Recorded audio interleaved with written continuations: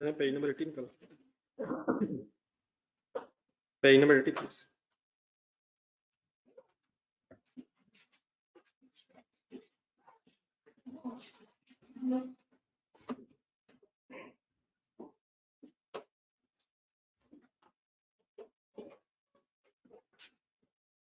जी online students आवाज आ रही है?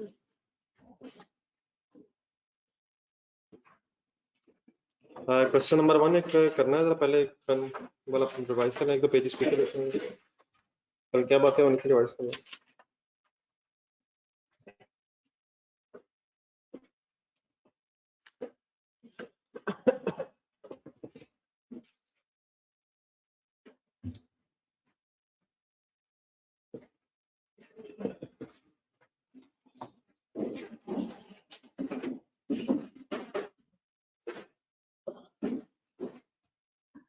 एक तो रिवाइज करने कल क्या पढ़ा।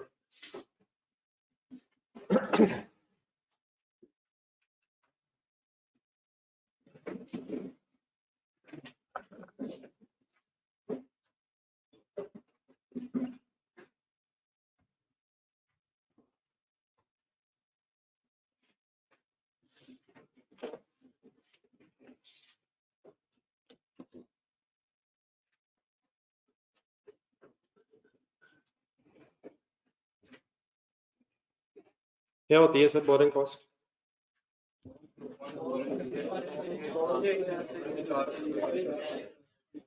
ढूंढ ढूंढ के पढ़ते रहिएगा जो मैं पूछूं।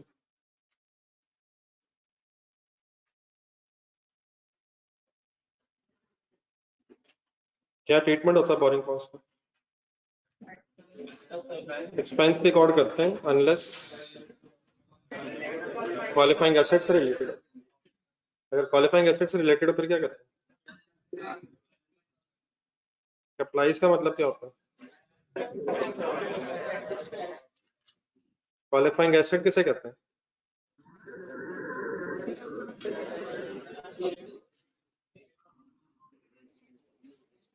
हर एसेट क्वालिफाइंग एसेट है। एग्जांपल्स जरा पढ़ लें, कौन सी एग्जांपल रहेंगे? Page number 79।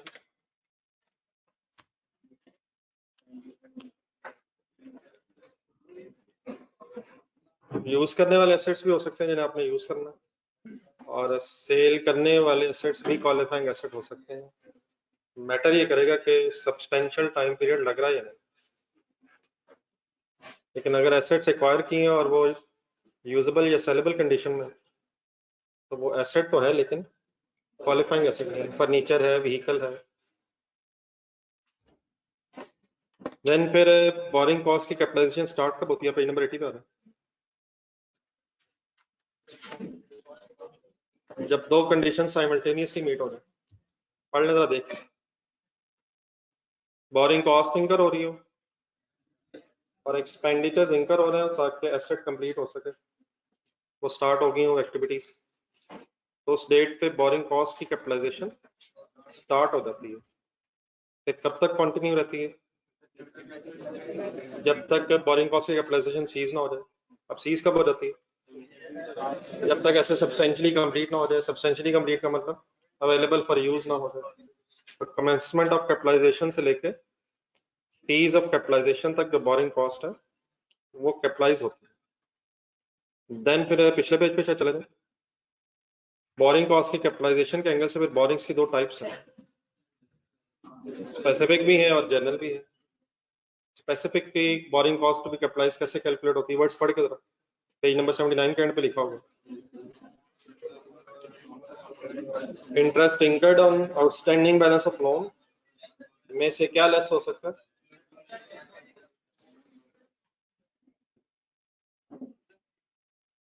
कोई कंफ्यूजन तो नहीं कल से रिलेटेड? चलिए क्वेश्चन करते हैं, पेज नंबर 80 पे आते हैं। रजिस्टर्स खोल लेंगे।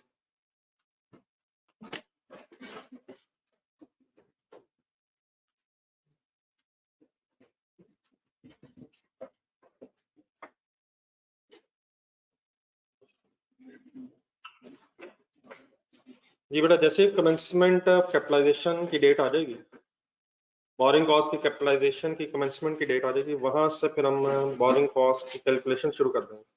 तो फिर अभी वर्किंग करके देखते हैं। कमेंसमेंट डेट से लेके सीज डेट तक बोरिंग कॉस्ट की वर्किंग करेंगे, वो फिर अमाउंट एसेट कॉस्ट में ऐड होगा।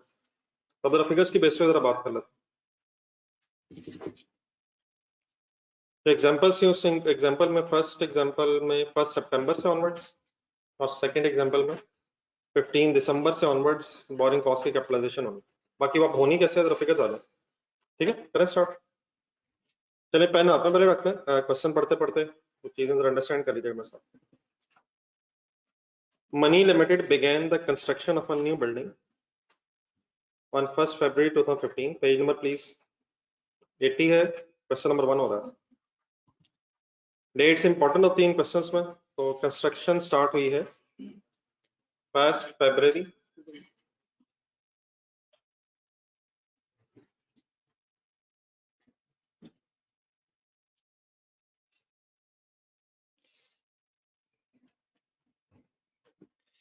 Construction cost incurred in 2015 were paid for as follows: 1st February, 1st July, 1st November, 1st February, 1st July, 1st November। क्या हुआ ये? नहीं मतलब ऊपर से लाइन पढ़ो। कंस्ट्रक्शन कॉस्ट इनकर्ड, एक बिल्डिंग बनाने लगे, बिल्डिंग बनाने पे किस किस दिन कितना कितना खर्चा हुआ? 1 फरवरी पे 5 लाख, 1 जुलाई पे 6 लाख, 1 नवंबर पे 8 लाख। ये आपका कैश इनफ्लो हुआ है या आउटफ्लो हुआ? कैश गया है, बिल्डिंग की कंस्ट्रक्शन में यूटिलाइज हुआ। Construction of the building ended on 1 December when the building was complete and ready for its intended use। 1 फरवरी पे कंस्ट्रक्शन स्टार्ट हुई थी एंड 1 दिसंबर पे जाके कंस्ट्रक्शन कंप्लीट हो गई। The building is therefore to be depreciated over 10 years to nil residual value using statement method. अब जब asset available for use हो जाएगा तो वहां से ऑनवर्ड्स फिर डेप्रिसिएशन की चार्ज होगी। Then next paragraph, the construction was financed by a loan of rupees 19 lakh from Citibank Limited। इस कंस्ट्रक्शन के लिए सिटी बैंक लिमिटेड से 19 लाख रुपीस का लोन लिया गया। The loan was raised on, अब लोन रेज्ड ऑन का मतलब होता है loan obtained on. Raised on simply means obtained on. Loan was raised on means obtained on 1st January 15 specifically to facilitate the construction of the building। इसको underline करना। अभी definitely हम question भी specific boring के angle से कर रहे हैं। तो ये लोन क्यों लिया गया? बिल्डिंग की कंस्ट्रक्शन के लिया गया। और तो इट मींस अगर लोन सिर्फ क्वालिफाइंग एसेट के लिए हो तो फिर स्पेसिफिक लोन कहलाता है। ठीक है sir. Interest rate is 25% per annum. अब जो लोन लिया उसका इंटरेस्ट रेट दिया हुआ। There were no capital repayments during the year. Capital repayments का वर्ड अंडरलाइन करें। ये लोन के एंगल से कैपिटल रीपेमेंट्स का मतलब हो जाएगा प्रिंसिपल रीपेमेंट्स।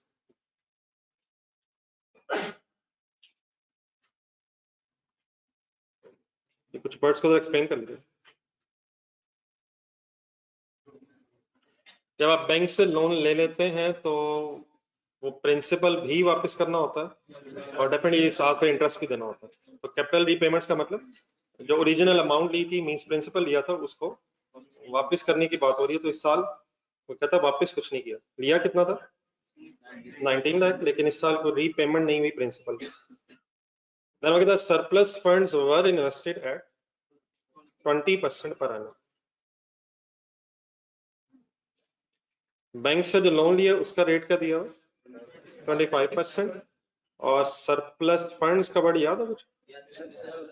अगर एक्स्ट्रा पैसे बचेंगे तो अकॉर्डिंग टू क्वेश्चन उसको इन्वेस्ट करके हमें 20% पे इंटरेस्ट इनकम हो। बैंक को इंटरेस्ट किस रेट पे दे रहे हैं और हम इनकम किस रेट पे होनी है? असल में यही बैंक की इनकम होती है, बीच में प्रॉफिट बैंक का यही है। बैंक्स जब लोन देते हैं, बैंक्स किसी को अगर लोन दें तो उसका हाई रेट रखते हैं और बैंक में अगर आप पैसे इन्वेस्ट करें तो उसके अगेंस्ट वो लोअर रेट ऑफ इंटरेस्ट देते हैं। तो इसी का जो डिफरेंशियल है वो फिर बैंक का प्रॉफिट है। बैंक्स लोन देते हुए क्या करते हैं? हाई रेट चार्ज करते हैं और अगर आप इन्वेस्ट करेंगे उसमें तो आपको कम देंगे। तो यही जो डिफरेंशियल है फिर बैंक का प्रॉफिट है। ठीक है, बैंक इंटरेस्ट इनकम कमाएगा किससे? जिसको लोन देगा। बैंक के एंगल से रस होता है, जिसको लोन देगा उसके अगेंस्ट बैंक को इनकम होगी, और अगर किसी से पैसे लेगा और उसके ऊपर इंटरेस्ट देगा तो बैंक का एक्सपेंस है। तो लोन पे जो इंटरेस्ट है वो बैंक का हायर होता है। बैंक अगर किसी को लोन दे तो उससे हायर इंटरेस्ट लेता है, और अगर किसी से पैसे ले और उससे इंटरेस्ट देना हो तो वो लोअर होता है। दोबारा देखें ना, 25% हमसे लेना है उसने, और अगर हम इन्वेस्ट करेंगे तो हमें 20% मिलेगा।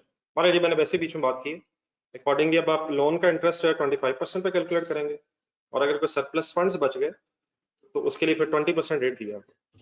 अब करना क्या, जरा नेक्स्ट लाइन एक और पढ़ने, फिर रिक्वायरमेंट में चलता है।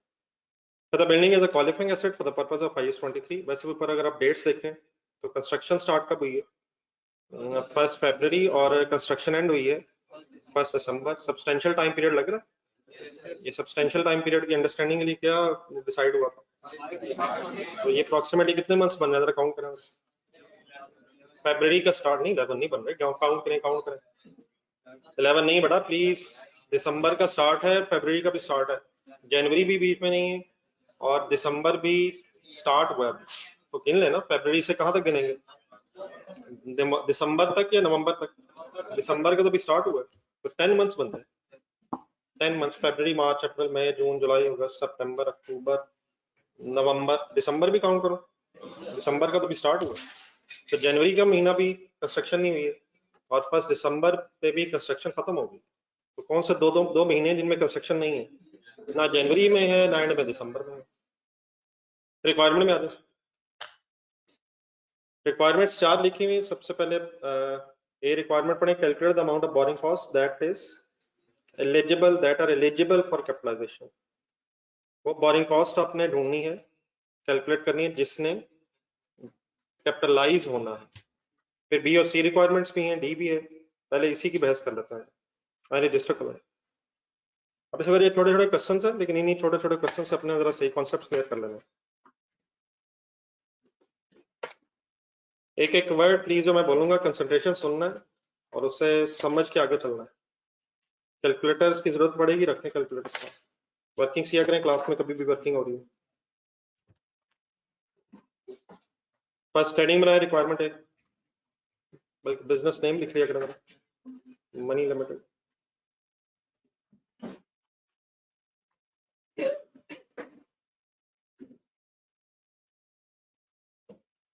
borrowing cost to be capitalized, calculation of borrowing cost।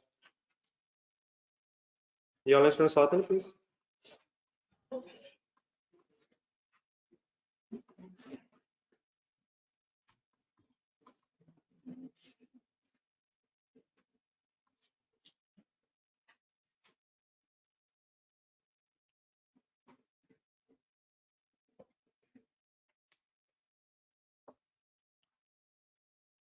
हमने फाइंड आउट ये करना है कि during the year ended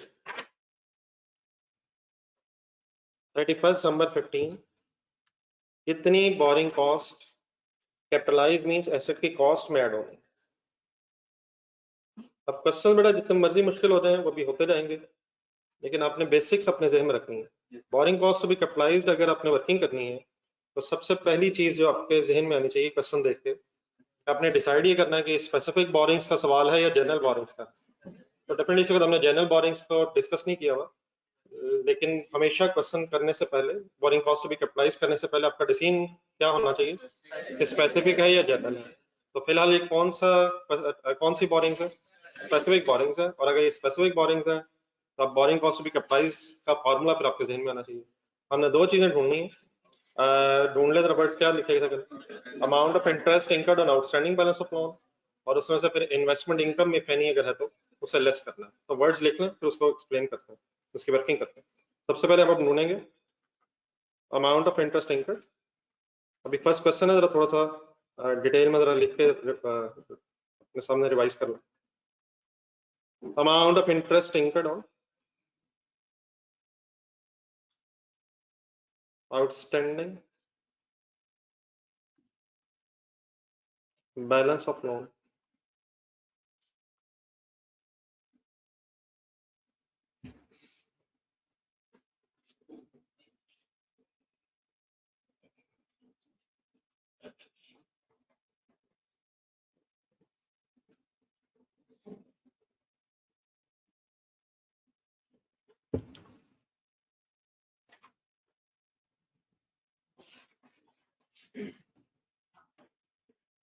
ji sir, question के डाटा में है। अब आउटस्टैंडिंग बैलेंस ऑफ लोन कैसे ढूंढा जाता है, इसका आपको आइडिया तो है, लेकिन बार चीजें नहीं है, कंसंट्रेट करना पड़ना। जी लोन की अमाउंट होने, ये लोन कब लिया, लोन कब लिया सर? 1 जनवरी 15 ढूंढे कहाँ? 1 जनवरी 15, जनवरी सर जी। लोन लिया, कंस्ट्रक्शन कब स्टार्ट हुई? ये दो अलग बहस है, दो अलग चीजें हैं। लोन कब लिया? 1 जनवरी 15। कितना लिया? कोई एंट्री जेन में आया जरा, लोन लिया, cash debit and loan credit, loan liability बन गई 19 लाख रुपीस। अब ड्यूरिंग द ईयर कितना लोन वापस किया? ढूंढे ढूंढे ढूंढे ढूंढे, there is no capital repayment during the year. अपने जहन में जरा लोन का एक लेजर बनाए, ट्राई करें, बड़े हो गए, 19 लाख लोन लिया, लोन क्रेडिट हो गया, कैश डेबिट हो ना, कैश की भी बहस नहीं है। लोन पे इंटरेस्ट देना है या कैश पे? ये समटाइम सिमिलर लगता है, लेकिन बात सही अगर होगी तभी बात बनेगी। हमें जो कैश मिला डेफिनेटली उसने इस्तेमाल होना है। क्या cash during the counting period use हुआ है? जरा ढूंढना, क्या जो कैश लिया लोन का वो इस्तेमाल हुआ है? किन किन डेट्स पे कितना कितना हुआ है? 1 फरवरी पे हुआ है, 1 जुलाई पे हुआ है, 1 नवंबर पे हुआ है। ये कैश यूज हुआ है, लोन यूज हुआ? कैलकुलेटर एक मिनट पकड़ना, कितने कितने पैसे यूज हो गए? फुल कंसंट्रेट कीजिएगा, थोड़ी थोड़ी वर्किंग सही कीजिएगा। तो 5 लाख लिखें,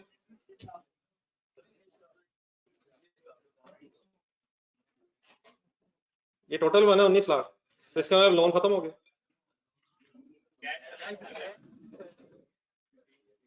बैंक को फोन करके कहेंगे भाईजान लोन खत्म हो गया, ये वर्ड से ही क्लियर करें अलग अलग। जो कैश लिया था लोन के अगेंस्ट वो तो आपने यूज कर लिया है बिल्डिंग को बनाने में, लेकिन लोन कब खत्म होगा? जब वो रीपे होगा, जब वो रीपे होगा। तो लोन कितना लिया? 19 लाख। तो पहले लोन पे फोकस रखते हैं, लोन क्रेडिट हुआ 19 लाख। अब लोन ने कब खत्म होना था? जब उसने रीपे होना था। तो क्वेश्चन में क्या लिखा हुआ है? लोन में से कुछ रीपे नहीं हुआ। इट मींस अगर हम ईयर एंड तक आ जाए तो ईयर एंड पे भी 19 लाख का लोन एज ए लायबिलिटी भी मौजूद है। क्या खत्म हुआ है?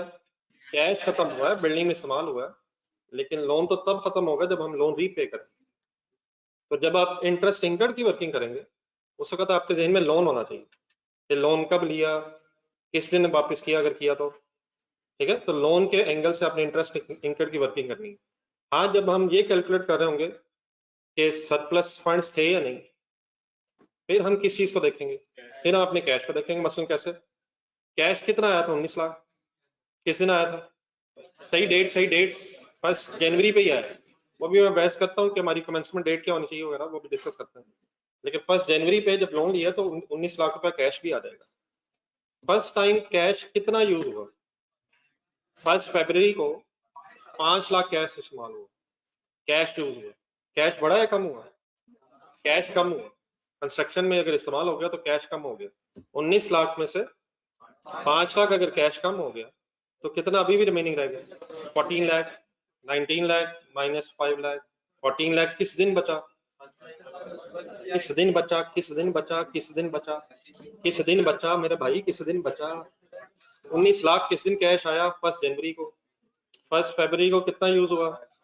तो उसी पेमेंट के बाद 1 फरवरी वाले दिन रिमेनिंग 14 लाख बच गया। हाँ, वो 14 लाख कब तक बचा रहा? अगली पेमेंट डेट तक, 1 जुलाई तक बचा रहा। फिर 1 जुलाई को क्या किया आपने? 6 लाख पे करने के बाद फिर कितना बच गया? ये कैश की ना बहस है। और फिर यकीनन 8 लाख पेमेंट हो जाने के बाद कैश फुली यूटिलाइज हो गया और कैश का बैलेंस खत्म हो गया। ठीक है, तो जब हम ये वर्किंग्स कर रहे होंगे तो दो चीजें अलग सेग्रीगेट रखनी है आपने। इंटरेस्ट आपने लोन पे देना और कैश अगर सरप्लस होगा उसने इन्वेस्ट होगा। तो मेरी इस हेडिंग में इस वक्त हमारा फोकस लोन पे होना चाहिए। तो आज दोबारा लोन की तरफ। तो what is amount of loan? अब सही word sir, 19 lakh. Any repayment during the year from loan? What should be the closing balance of loan? 19 lakh का लेजर, लोन का लेजर सामने रखें, 19 लाख किया था, कुछ वापस नहीं किया, 19 लाख ही क्लोजिंग बैलेंस भी होगा। अब आ जाए जरा बैंक के एंगल से सोचो जरा, बैंक अपने लोन पे इस साल हमसे कितनी अमाउंट पे कितने महीनों का इंटरेस्ट लेगा? बैंक इस लोन पे हमसे 25% के हिसाब से कितने महीनों का इंटरेस्ट लेगा? हमने 1 जनवरी को लोन लिया है और ड्यूरिंग द ईयर कुछ रीपे नहीं किया है, तो क्या 19 lakh remained outstanding through out the year? ये आउटस्टैंडिंग बैलेंस का मीनिंग क्या बताया था मैंने? वो बैलेंस जो अनचेंज रहे, ढूंढने की वर्ड्स परसों शायद जब फर्स्ट एग्जांपल्स किए थे अपने रजिस्टर में ढूंढ रहा, ये जो 3 सिनेरियोस किए थे हमने। Please concentrate, don't disturb others. ये जो सिनेरियो ए बी सी किए थे हमने, उसमें सबसे पहले जब वर्किंग की थी मैंने, आउटस्टैंडिंग बैलेंस का मतलब वो बैलेंस जो अनचेंज रहा, कांस्टेंट रहा। तो 19 लाख, आ जाए क्वेश्चन में आ जाए, 19 लाख का लोन साल के शुरू में लिया और 19 लाख एज इट इज पूरा साल लोन रहा, लोन रहा। तो what is outstanding balance of the loan? 19 lakh. What is the rate of interest? 25%। और डेफिनेटली बैंक कितने महीनों का इंटरेस्ट लेगा? पूरे 12 महीने। 1 जनवरी पे लोन लिया है और ड्यूरिंग द ईयर कुछ रीपे नहीं किया, 31 दिसंबर ईयर एंड। डन है प्लीज? लेकिन अब आए जरा हेडिंग देखें अपनी, हमने कैलकुलेट क्या करना है, हमारी हेडिंग क्या है? हेडिंग नहीं, हेडिंग हमारी है borrowing cost to be capitalized. अब अगला सवाल ये है कि यकीनन बैंक को तो 12 मंथ्स का इंटरेस्ट 19 लाख पे देना है, क्या सारा 12 मंथ्स का कैपिटलाइज होना है?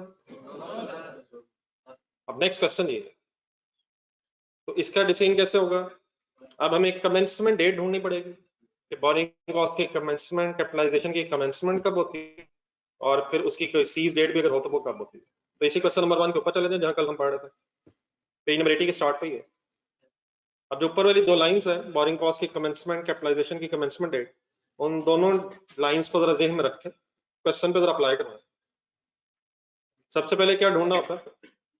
बोरिंग कॉस्ट इंकर हो रही है नहीं, और सेकंड फिर एक्सपेंडिचर्स हो रहे हैं नहीं। तो आए जरा ये दोनों चीजें ध्यान में रख के क्वेश्चन में आ रहा है। लोन आपने किससे लिया? यकीनन 1 जनवरी से ऑनवर्ड्स ही बैंक को इंटरेस्ट देना है, तो बोरिंग कॉस्ट इंकर होना किस दिन से शुरू हो जाएगा? 1 जनवरी से। लेकिन एक्सपेंडिचर्स कब से स्टार्ट हुए हैं? 1 फरवरी। तो क्या बैंक को जनवरी का इंटरेस्ट देना नहीं है? देना है। लेकिन बोरिंग कॉस्ट की कमेंसमेंट डेट कौन सी बनेगी? 1 जनवरी या 1 फरवरी? 1 फरवरी मींस कैपिटलाइजेशन यहां से होगी, इट मींस फिर जनवरी का जो इंटरेस्ट होगा वो फिर प्रॉफिट एंड लॉस में जाएगा।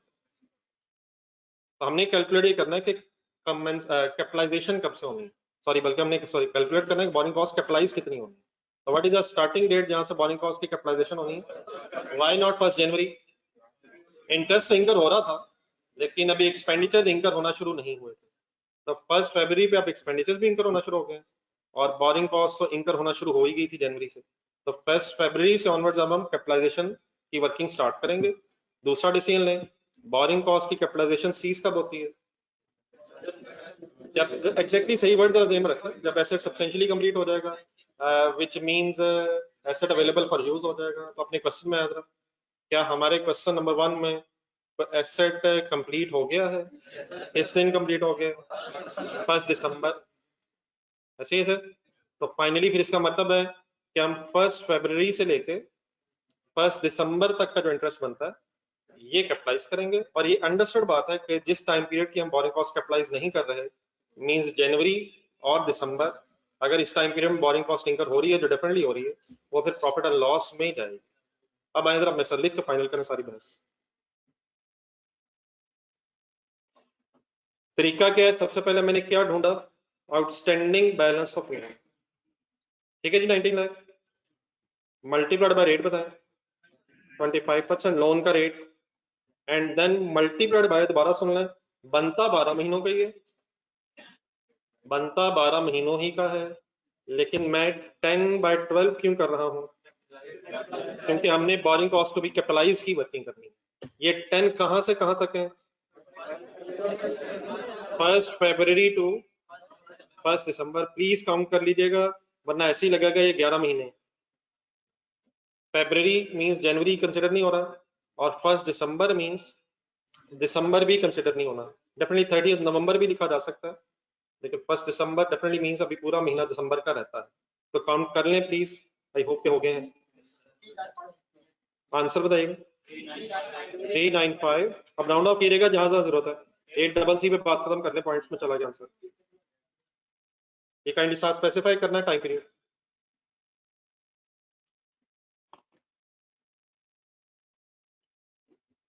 बनता कितने महीनों का है? मैंने 10 क्यों लिए हैं? अकॉर्डिंग टू क्वेश्चंस रिक्वायरमेंट फिर हमने चलना है। एनी कंफ्यूजन फाइनली जी ऑनलाइन स्टूडेंट्स?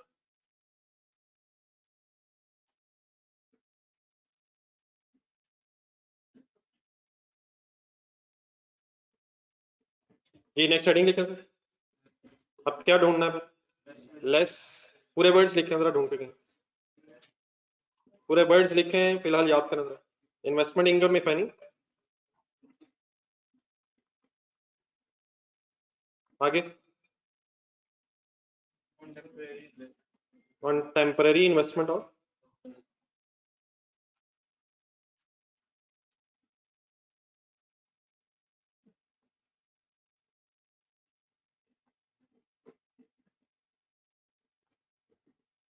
इन्वेस्टमेंट इनकम में फैनी ऑन टेम्पररी इन्वेस्टमेंट और सरप्लस फंड्स।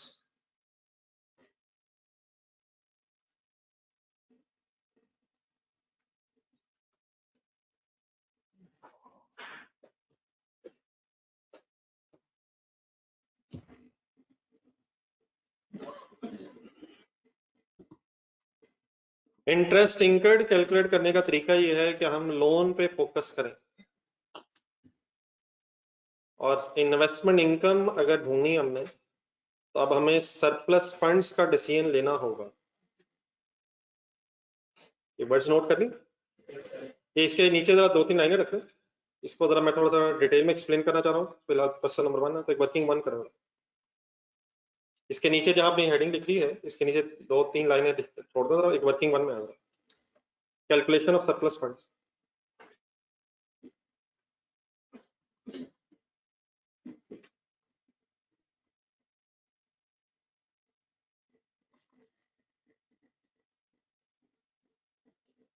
और बेस्ट यही काइंडली जरा हेडिंग ये लिखे वर्किंग 1 की, कैलकुलेशन ऑफ सरप्लस फंड्स। जरा रुक जाए काइंडली, पहले देख ले मैं क्या करना चाह रहा हूँ।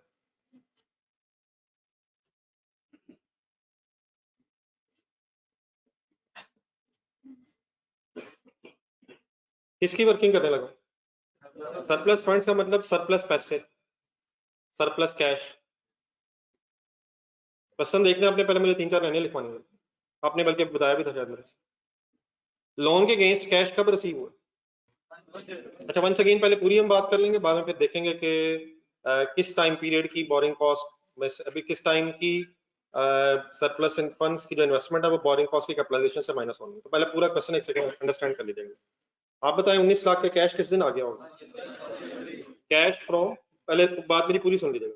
Cash obtain from loan on 1 जनवरी 15, कितने पैसे थे? अब मेरा फोकस किस चीज पे हो गया है? नहीं अब लोन पे या लोन के कैश पे? अब कैश पे हो गया, लोन के अगेंस्ट कैश जो है असल में डबल एंट्री है ना, कैश डेबिट और लोन क्रेडिट। तो लोन की बहस तो हमने कर ली है, अब हमने कैश के एंगल से सोचना कि कैश कितना था, किस किस दिन कितना कितना यूटिलाइज होने के बाद कितना कितना बचा। तो कैश 19 लाख डेबिट हुआ था जब हमने लोन लिया, ये सही कहा मैंने, डेबिट हुआ था। डेफिनेटली कैश के अगेंस्ट क्या क्रेडिट हुआ था, लेकिन अब मेरा फोकस कैश पे है, विच मीन 19 लाख कैश हमारे पास अवेलेबल हो गया था। फर्स्ट टाइम यूटिलाइज कब हुआ? फर्स्ट टाइम कैश यूटिलाइज कब हुआ? तो first payment on, first payment made on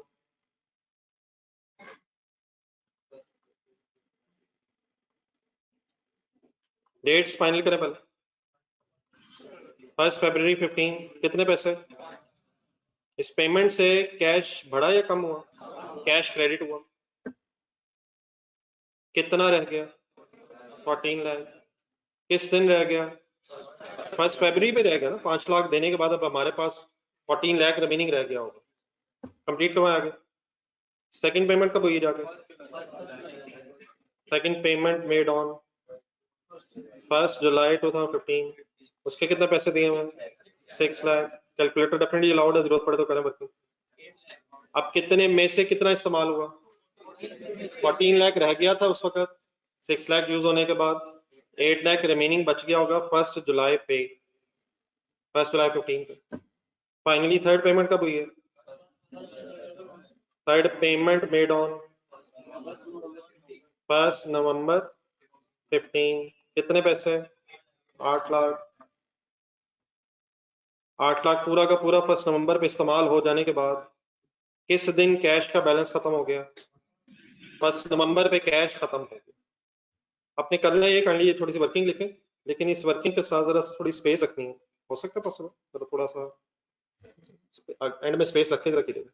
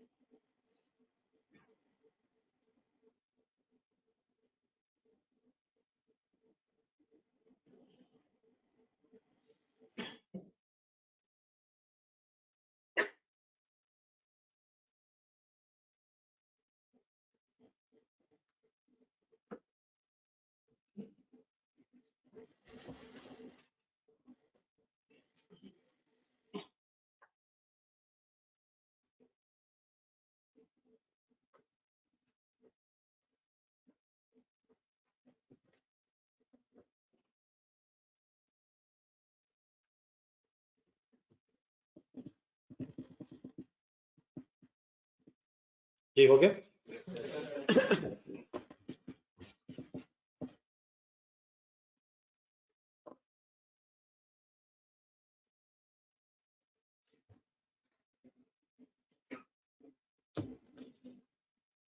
note कर लिए सर? चले सर गौर से सुनना शुरू कर दोबारा। हमारे पास 19 लाख का कैश आ गया था। ऑनलाइन स्टूडेंट्स आते नहीं? 1 जनवरी 2015 पे 19 लाख का कैश आ गया था। फर्स्ट टाइम यूटिलाइज हुआ है 1 फरवरी पे। क्या एक महीना पूरा जनवरी ये पैसे सरप्लस रहे? और अकॉर्डिंग टू क्वेश्चन क्या सरप्लस फंड्स इन्वेस्ट हो रहे हैं? उन्होंने कहा लिखा हुआ? Last word, last line. Surplus fund invest किए जा रहे हैं। तो क्या जनवरी के महीने में पूरा 19 लाख रुपया का cash as it is surplus रहा है सर? क्या इस पे 19 लाख पे एक महीने की इंटरेस्ट इनकम कैलकुलेट होनी चाहिए? अपने जरा पैसे भी यूटिलाइज करें। कब आ गया था 19 लाख? कब फर्स्ट टाइम यूज हुआ? तो पूरा जनवरी अनयूटिलाइज पैसे रहे और surplus funds according to question invest हो रहे हैं। तो 19 लाख पे एक महीने की इन्वेस्टमेंट इनकम कैलकुलेट होनी चाहिए। कौन से एक महीने की? जनवरी की। फिर 1 फरवरी वाले दिन पे आ रहे हैं। 1 फरवरी को 19 लाख में से 5 लाख खर्च हो गया, कितना बैलेंस अभी भी रह गया? 14 लाख। लेकिन ये 14 लाख कब तक एज इट इज सरप्लस रहा? कब से कब तक? फरवरी का महीना, मार्च, अप्रैल, मई, जून। फरवरी क्यों काउंट किया मैंने? फरवरी के स्टार्ट पे 14 लाख रिमेनिंग बच गया था, तो फरवरी, मार्च, अप्रैल, मई, जून और 1 जुलाई है। तो क्या 14 लाख 5 महीने फरवरी, मार्च, अप्रैल, मई, जून सरप्लस रहा है सर? तो 14 लाख पे 5 मंथ्स की इन्वेस्टमेंट इनकम कैलकुलेट होनी चाहिए। तो आपने गौर से जरा देखना मैं कर क्या रहा हूँ इसमें, या फिर क्या पूछता हूँ मैं? नेक्स्ट आप बताएंगे, अब मैंने क्या पूछना है 1 जुलाई पे? 14 लाख में से कितना यूज हो गया? 6 लाख। कितना बचा? क्या जो पैसे बचेंगे वो इन्वेस्ट होंगे, या जो इस्तेमाल हो जाएंगे वो इन्वेस्ट होंगे? जो बचेंगे, सरप्लस बचे होंगे, वो इन्वेस्ट होंगे। तो 1 जुलाई पे 8 लाख रिमेनिंग रह गया था। कब तक ये 8 लाख हमारे पास रहा? जुलाई, अगस्त, सितंबर, अक्टूबर, नवंबर भी तो रहा यार। 1 नवंबर को क्या हुआ? 1 नवंबर को क्या हुआ? सारे पैसे चले गए। जुलाई, अगस्त, सितंबर, अक्टूबर। तो 4 महीनों की इन्वेस्टमेंट इनकम किस अमाउंट पे कैलकुलेट होनी चाहिए? 8 लाख। तो सरप्लस फंड्स कैलकुलेट करने का तरीका क्या है? क्या आप ये देखें आपके पास पैसे आए कितने थे, और फिर उसमें से किस किस डेट पे कितने यूटिलाइज हो गए, जो रिमेनिंग बच गए वो सरप्लस फंड्स फिर इन्वेस्ट होंगे। ठीक है, एक दफा जरा दोबारा बता दें, 19 लाख कितने मंथ सरप्लस रहा? 1 महीना। कौन सा 1 महीना? 14 लाख कितने मंथ्स हमारे पास सरप्लस रहा? फरवरी से लेके जून तक 5 मंथ से बनते हैं, और उसके बाद फिर 8 लाख हमारे पास जुलाई, अगस्त, सितंबर, अक्टूबर के 4 महीने सरप्लस रहा। Okay please. तो असूलन 19 लाख पे 1 मंथ, 14 लाख पे 5 मंथ्स और 8 लाख पे 4 मंथ्स की इन्वेस्टमेंट इनकम की वर्किंग होनी चाहिए। लेकिन अब आ रहे अपने क्वेश्चन पर। हमारी जो कैपिटलाइजेशन की कमेंसमेंट डेट है वो 1 जनवरी नहीं है, वो 1 फरवरी है। अब डेफिनेटली जनवरी की इन्वेस्टमेंट इनकम भी है, 19 लाख पे जनवरी की इन्वेस्टमेंट इनकम भी है, लेकिन हमने जब बोरिंग कॉस्ट भी कैपिटलाइज कैलकुलेट करनी है तो 3,95,833 में से इन्वेस्टमेंट इनकम लेस होनी है, ऐसे ही नहीं? और ये जो हमने इंटरेस्ट इनकम कैलकुलेट किया है ये फरवरी से ऑनवर्ड कैलकुलेट किया है। तो इट बिकम्स वेरी लॉजिकल कि जिस टाइम पीरियड की हम बोरिंग कॉस्ट कैपिटलाइज नहीं कर रहे उस टाइम पीरियड की फिर हमें इन्वेस्टमेंट इनकम भी यहां लेस करने की बजाय प्रॉफिट एंड लॉस में रिकॉर्ड करनी चाहिए। क्या फरवरी से ऑनवर्ड्स कैपिटलाइजेशन हो रही है? जनवरी का इंटरेस्ट इंकर होना है वैसे? हिम्मत सदी, हिम्मत हिम्मत होना है, इंटरेस्ट इंकर होना है, लेकिन उसे कहाँ जाना है? प्रॉफिट एंड लॉस में। सिमिलरली वर्किंग अभी आपने मेरे साथ लिखी है, दोबारा देखना। 19 लाख पे इन्वेस्टमेंट इनकम होनी है, होनी तो है, लेकिन क्या वो इसमें से लेस करें या वो भी अदर इनकम में जाए? तो असल में इसका प्रिंसिपल क्या है कि जिस टाइम पीरियड की बोरिंग कॉस्ट आप कैपिटलाइज कर रहे हैं उसी टाइम पीरियड के अंदर अंदर अगर कोई इन्वेस्टमेंट इनकम है तो वो माइनस यहाँ होनी चाहिए, और अगर किसी टाइम पीरियड की बोरिंग कॉस्ट ही एक्सपेंस आउट हो रही है तो उस टाइम पीरियड की इन्वेस्टमेंट इनकम भी प्रॉफिट एंड लॉस में अदर इनकम में जानी चाहिए।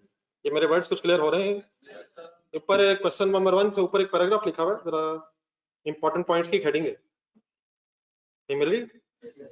उसमें जब ए की जरूरत पड़ेगी तो ए पढ़ते हैं, फिलहाल जरा बी में है important points to remember. Question number 1 से जस्ट ऊपर, while investment income while calculating investment income to be deducted from interest incurred, word सही समझ आ गई?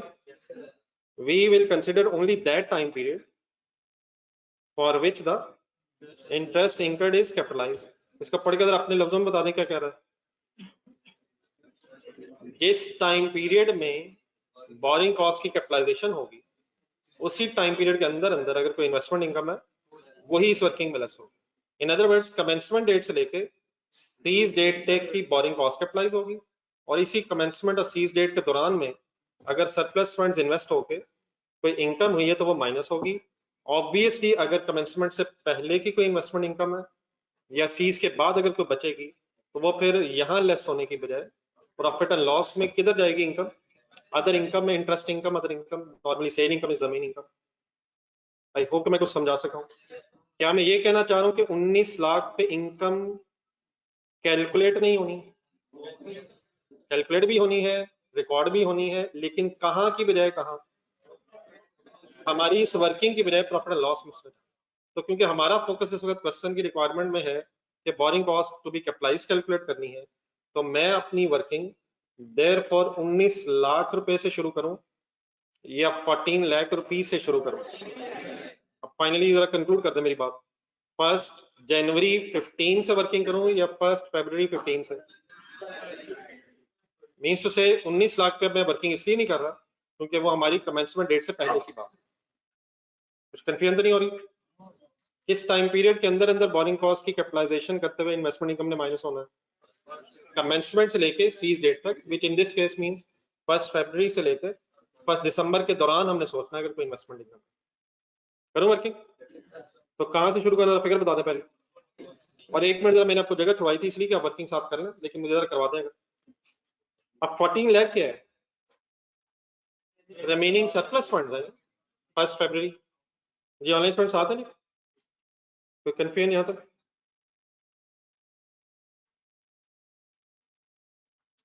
जी ऑनलाइन फंड्स काइंडली बता दें फिर मैं आगे चल दूँ, ये ना कि आपका कोई क्वेश्चन रह जाए। जी सर 14 लाख अब सरप्लस फंड्स हैं 1 फरवरी पे, मल्टीप्लाइड बाय इन्वेस्टमेंट इनकम का रेट बताएं 20%, और मल्टीप्लाइड बाय टाइम पीरियड आपने मेरे साथ गिना है। कौन से 5 year? February to June. Answer आ जाएंगे, आंसर कोई इशू नहीं है, आगे वर्किंग करवाए, आंसर आ जाएंगे आंसर। जी नेक्स्ट वर्किंग किस पे करूं? कौन सा 8 लाख जो सरप्लस बच गए? पॉजिटिव वाला या नेगेटिव वाला? पेमेंट्स में नहीं, बैलेंस तो बच गए। तो 8 लाख इंटू 20%, मंथ्स गिन दे कौन से?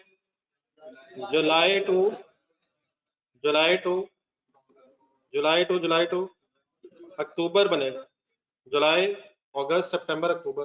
मेरा ख्याल है कि शायद आपके पास सफिशिएंट स्पेस ना हो, मैंने कहा तो था, लेकिन जगह कम रह जानी, तो आप लोग इस तरह लिखने की बजाय इस वर्किंग के नीचे लिख लीजिएगा। मसलन कैसे? 14 लाख इंटू 20%, ऐसे बीच में स्क्वीज ना कर दीजिएगा, खुला खुला लिखिएगा, और साथ ही मंथ्स भी एक्सप्लेन करो। सामने ना लिखें, जगह थोड़ी है आपके पास, नीचे एक्सप्लेन करें प्रॉपर।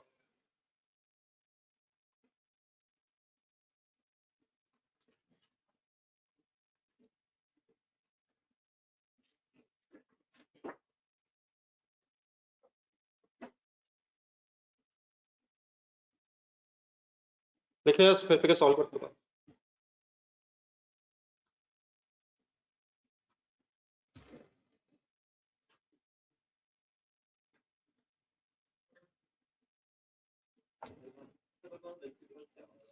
डबल वन, जहां जहां जरूरत पड़े प्लीज रुपीज में राउंड ऑफ करें। 111667 हो जाएगा शायद, 0.66 चल रहा है शायद, 116667 पे राउंड ऑफ हो जाएगा, एंड 53,333 बन जाएगा।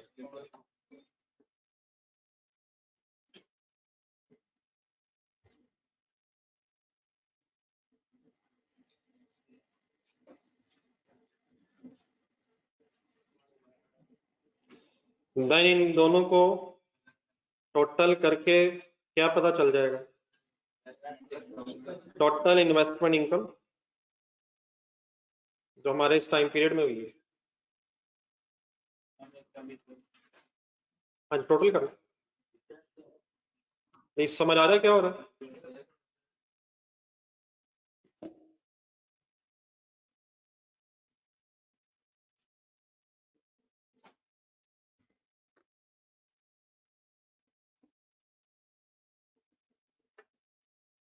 यानी कन्फ्यूजन है?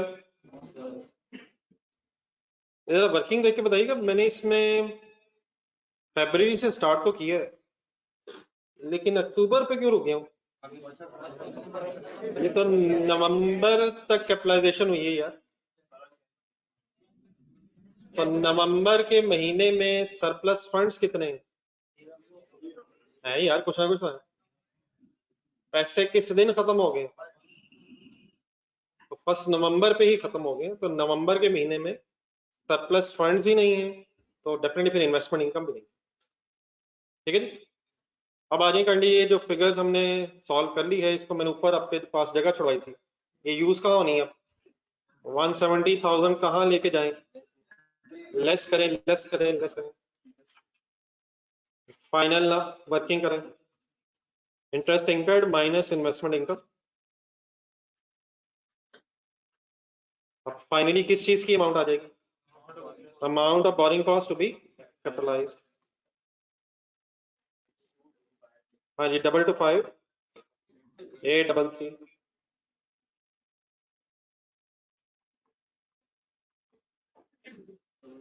amount of borrowing cost to be capitalized.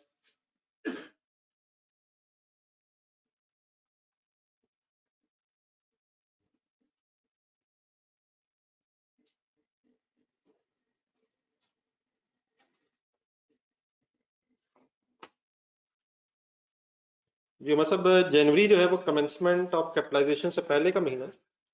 हमारी कैपिटलाइजेशन की कमेंसमेंट 1 फरवरी से हो रही है, तो देयरफॉर 1 फरवरी से ही बोरिंग कॉस्ट की कैपिटलाइजेशन करते हुए इन्वेस्टमेंट इनकम कंसिडर करेंगे। जनवरी के महीने की जो इन्वेस्टमेंट इनकम है वो इस वर्किंग में इसलिए नहीं क्योंकि वो कमेंसमेंट डेट से पहले की बात है, तो वो फिर प्रॉफिट एंड लॉस में फिगर जानी है। तो क्वेश्चन में इस वक्त जो हम रिक्वायरमेंट सॉल्व कर रहे हैं वो ये है कि बोरिंग कॉस्ट कैपिटलाइज कितनी होगी।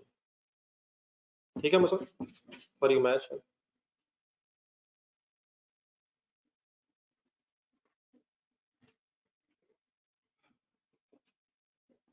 अब्दुल्ला यार प्लीज बस कर यार,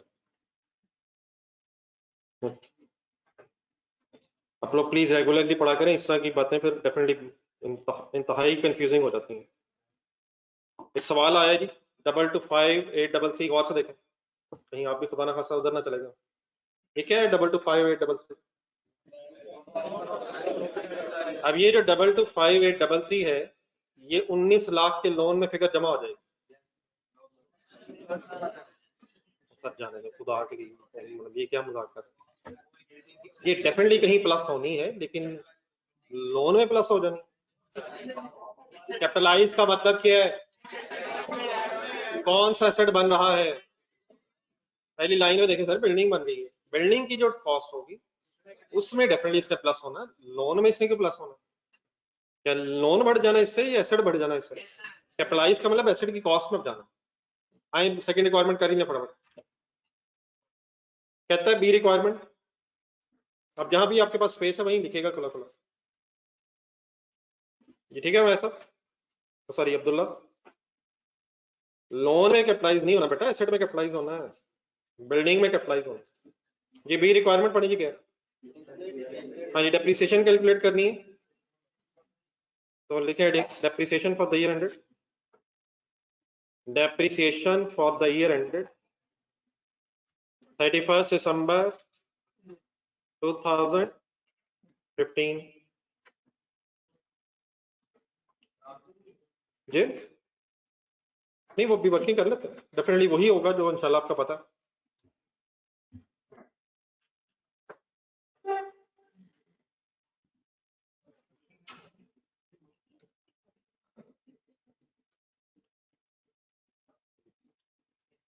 जी sir, depreciation for the year ended 31 December 2015। Basics अपनी प्लीज सही रखिएगा, डेप्रिसिएशन के एंगल से जरा लाइव ढूंढे। 10 इयर्स लाइफ है, रेजिडुअल वैल्यू नहीं बताई हुई, मेथड स्ट्रेट लाइन है। अब डेप्रिसिएशन अगर आपने कैलकुलेट करनी है तो सबसे पहले आपको क्या पता होना चाहिए? बिल्डिंग की कॉस्ट पता होनी चाहिए, बिल्डिंग की कॉस्ट, फिर मेथड अभी यूज करते हैं, फिर डेफिनेटली ये भी डिसाइड करेंगे कब से डेप्रिसिएशन स्टार्ट होनी है। कब से होती है वैसे?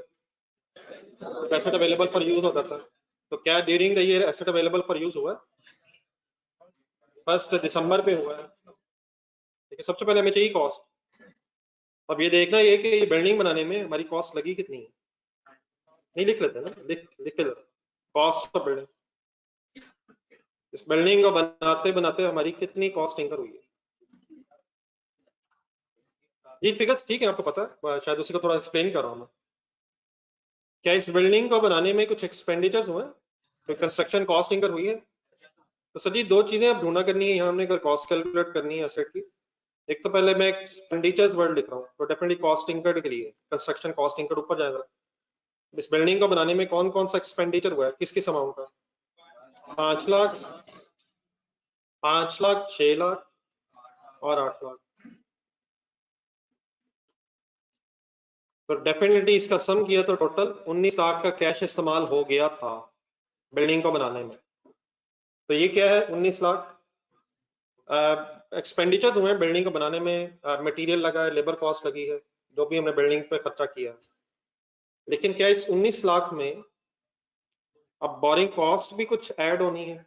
तो 19 लाख एक्सपेंडिचर्स हैं और प्लस इसमें क्या किया करेंगे फिर, borrowing cost to be capitalised.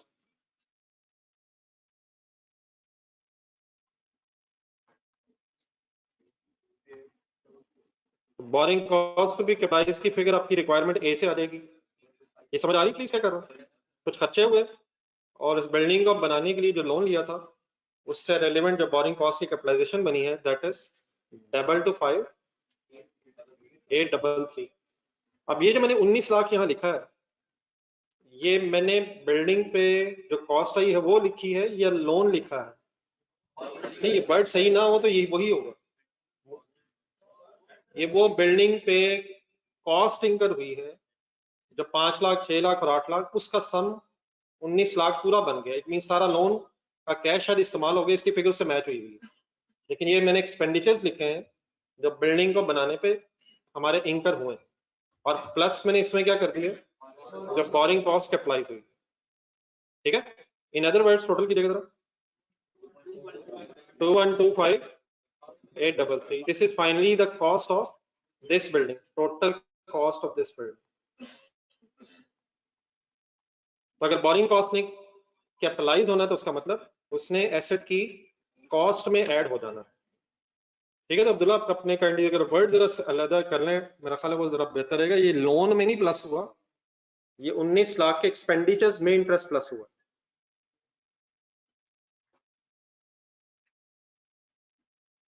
ये नहीं कर, फिर अब करना क्या था हमने, डेप्रिसिएशन मैंने भी क्या निकाला, कॉस्ट। अब कॉस्ट आ गई है, सिंपल है, आगे बताएं क्या करूं, मेथड स्ट्रेट लाइन है। स्ट्रेट लाइन मेथड का फॉर्मूला बताएं, कॉस्ट माइनस रेजिडुअल वैल्यू ढूंढे, माइनस 0 हो गया, डिवाइड बाय यूजफुल लाइफ ढूंढे, एंड लेकिन depreciation begins when the asset is available for use. कितने मंथ्स की डेप्रिसिएशन चार्ज होगी, कौन सा महीना, सिर्फ दिसंबर का, 1 दिसंबर से ऑनवर्ड एसेट डेप्रिशिएट होना। तो मल्टीप्लाइड बाय 1/12 मींस दिसंबर के महीने की बस डेप्रिसिएशन चार्ज होगी। अगर डेट्स अवेलेबल हो तो हमेशा काउंटिंग में टाइम बेसिस पे वर्किंग होनी है। 17715 is the amount of depreciation. तो इस साल बस एक महीने की डेप्रिसिएशन चार्ज होनी है, because asset was available for use from 1 December. इस साथ साथ टाइम पीरियड्स दिखते रहिएगा। Any confusion? थर्ड रिक्वायरमेंट देखें,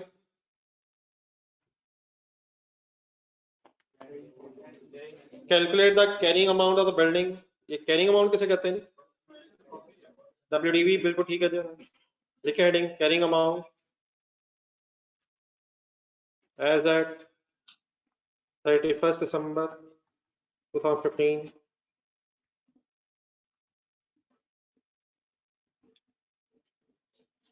कैरिंग अमाउंट मींस हम WDV कैलकुलेट करना चाह रहे हैं। फॉर्मूला बिल्कुल सही है, कॉस्ट की फिगर ढूंढ के बताएं। 2,125,833 माइनस क्या होना है, हाँ जी पूरे वर्ड बोले, accumulated depreciation.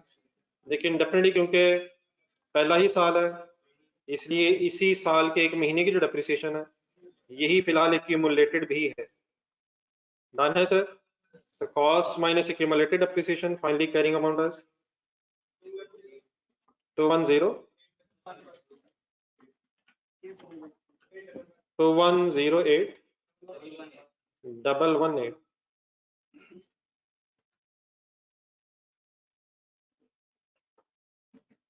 In other words, statement of financial positions ध्यान बनाया जरा, नॉन करंट एसेट्स ध्यान बनाए, बिल्डिंग के सामने फाइनली कौन सी अमाउंट आ रही होगी, 2108,118 cost minus accumulated appreciation. Done है। लास्ट रिक्वायरमेंट पे है, इकट्ठे हो जाए, लास्ट रिक्वायरमेंट में साथ ही करेगा।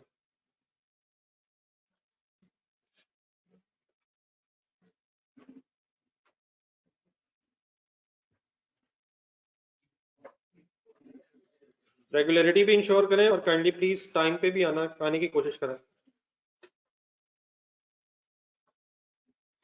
जी सर, लास्ट लाइन पढ़ें, और शायद बात हो चुकी है, लेकिन गलत तरफ ना जाइएगा। वो कहता है calculate the amount of interest income, interest incurred की बात नहीं कर रहा। Calculate the amount of interest income to be recognized in statement of profit and loss. अभी जो थोड़ी देर पहले आपने वर्किंग 1 करवाई है, उसमें जाए जरा, क्या कोई amount of interest income story में प्रॉफिट एंड लॉस में जानी है? इंटरेस्ट इनकम पूरा डेटा देखें वर्किंग 1 का, कोई डिसीजन लें।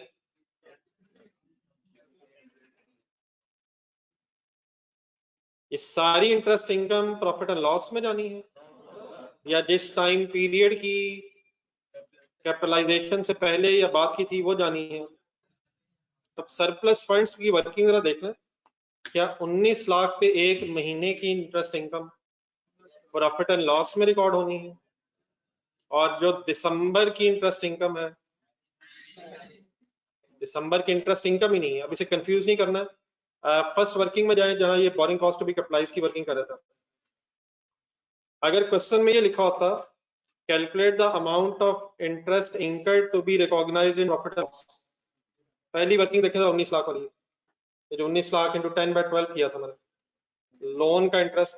अगर वो ये पूछता कि कितना इंटरेस्ट का एक्सपेंस है जो प्रॉफिट लॉस में जाना, तो फिर बता सकते हैं कौन सा जाना, कितने महीनों का फिर बनता है, जनवरी भी और दिसंबर भी।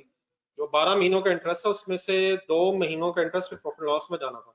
लेकिन यहाँ वो क्या पूछा है, इंटरेस्ट इनकम, तो कौन से महीने की किस पे इंटरेस्ट इनकम? तो एक वर्किंग लिखे जरा रिक्वायरमेंट।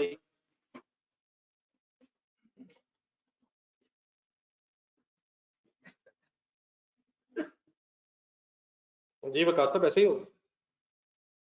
जिस टाइम पीरियड की बोरिंग कॉस्ट कैपिटलाइज नहीं हो रही, उस टाइम पीरियड में इन्वेस्टमेंट इनकम अगर है तो प्रॉफिट लॉस में जानी है। अब सही कह रहे हैं, ऐसे ही होगा। जी हेडिंग बना लें जरा, क्या करना चाह रहे हैं? Amount of interest income, amount of interest income to be recognized in statement of profit loss.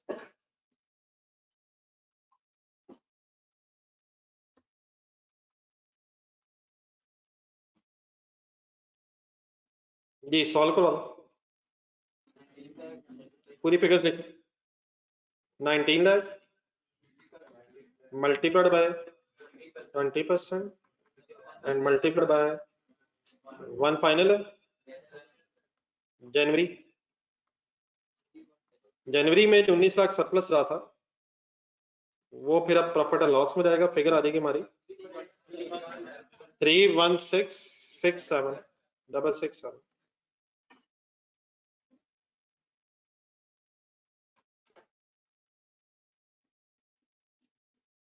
Any confusion ji find ji online students, आप लोग क्लियर है सर? इनकम की बात हो रही थी समय, यहाँ इनकम प्रॉफिट एंड लॉस में कितनी जानी है। अगर वो कहता है एक्सपेंस प्रॉफिट लॉस में कितना जाना है, तो वो फिर 2 महीने बन रहे थे, जनवरी का भी और दिसंबर का भी 19 लाख। आई होप कि जो कुछ हुआ है सही तरह समझ के किए। Any confusion? चलिए क्वेश्चन नंबर 2 करें, टाइम है पेज नंबर 81 में।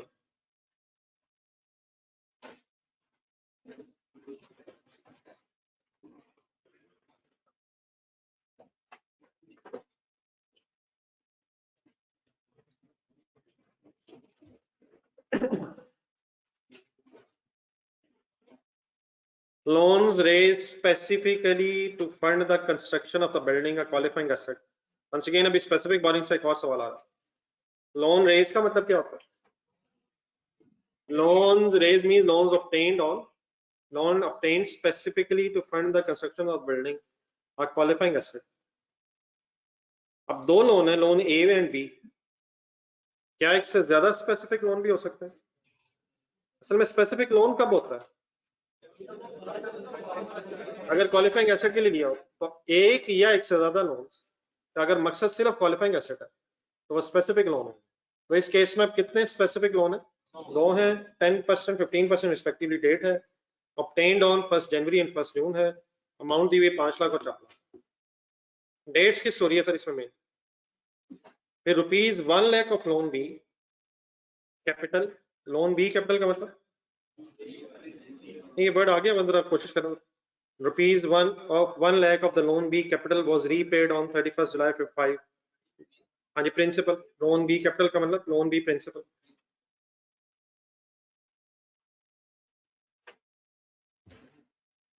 किस लोन में से कितने पैसे किस दिन वापस हुए? लोन बी में से 1 लाख रुपया 31 जुलाई को वापस हुआ। No other loan capital was, इसके अलावा कोई रीपेमेंट नहीं, बस एक repayment.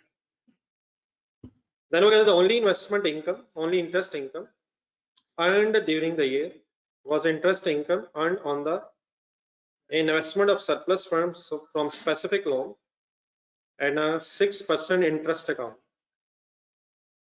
Investment of surplus funds पे रेट दिया हुआ 6%।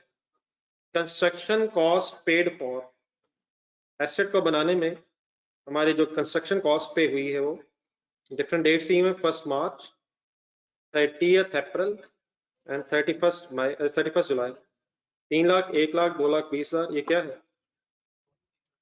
एसेट को बनाने में खर्चा हुआ, कंस्ट्रक्शन कॉस्ट पेड। देन इसके बाद नीचे उसने लिख दिया, वैसे आप खुद से भी ढूंढ सकते हैं शायद, कमेंसमेंट डेट वो कह रहा है 1 मार्च है, ढूंढे ऐसे ही है ऊपर।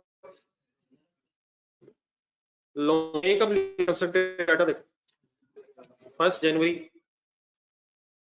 डेफिनेटली इंटरेस्ट इनकम तो होना शुरू हो जाएगा लोन पे, लेकिन पहली दफा खर्चा कब जाके हुआ? 1 मार्च।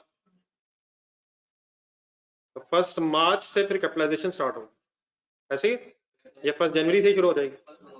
1 मार्च से क्यों जाके एक्सपेंडिचर्स वहां से इंकर होना शुरू हुआ, ठीक है। और सीज डेट डेफिनेटली उसे खुद बताइए, इसका मतलब 31 अगस्त पे जाके, सीज डेट का मतलब ऐसे क्या है, इस दिन क्या हुआ होगा? एसेट सब्सटेंशियली कंप्लीट हो गया होगा, तो 31 अगस्त पे जाके एसेट सब्सटेंशियली कंप्लीट होने का मतलब फिर सीज डेट आ गई। रिक्वायरमेंट्स वही है जी, दो, calculate the amount of borrowing cost that must be capitalised in terms of IAS 23। फिर एक कैरिंग अमाउंट है, उसके बाद में बात कर लेते हैं। हेडिंग लिखें।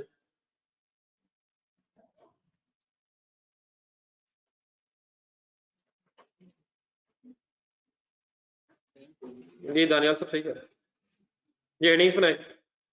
अब जो चीजें इसमें पुरानी आनी है वो काइंडली आप करवाइएगा, अगर कोई एक आध नई चीज है तो मैं खुद आपसे डिस्कस करता हूँ, एक लर्निंग डेवलप करें अपनी। इंटरेस्ट इंकर्ड अगर होता तो 19 लाख पे दानियाल साहब 2 महीनों की वर्किंग करते हैं।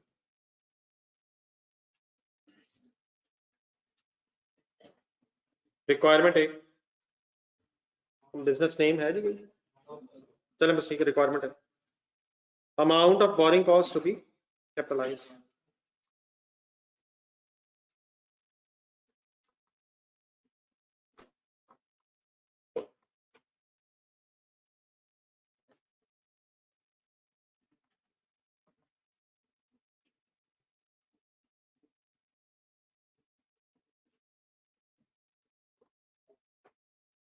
जी हेडिंग लिख के पहली चीज क्या सोचनी है?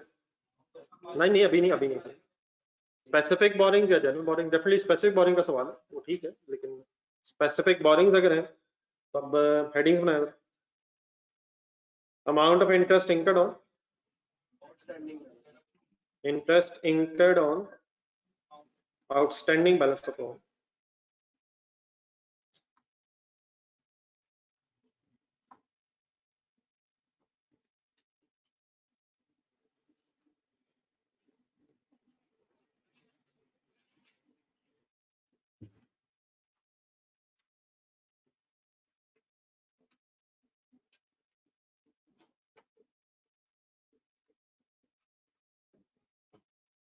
जी सर रेडी। तरीका बड़ा वही है जो आपने मेरे से अभी पहले सुना था। इस वर्किंग को करते हुए इंटरेस्ट इंकर्ड की आपने लोन्स ढूंढने हैं।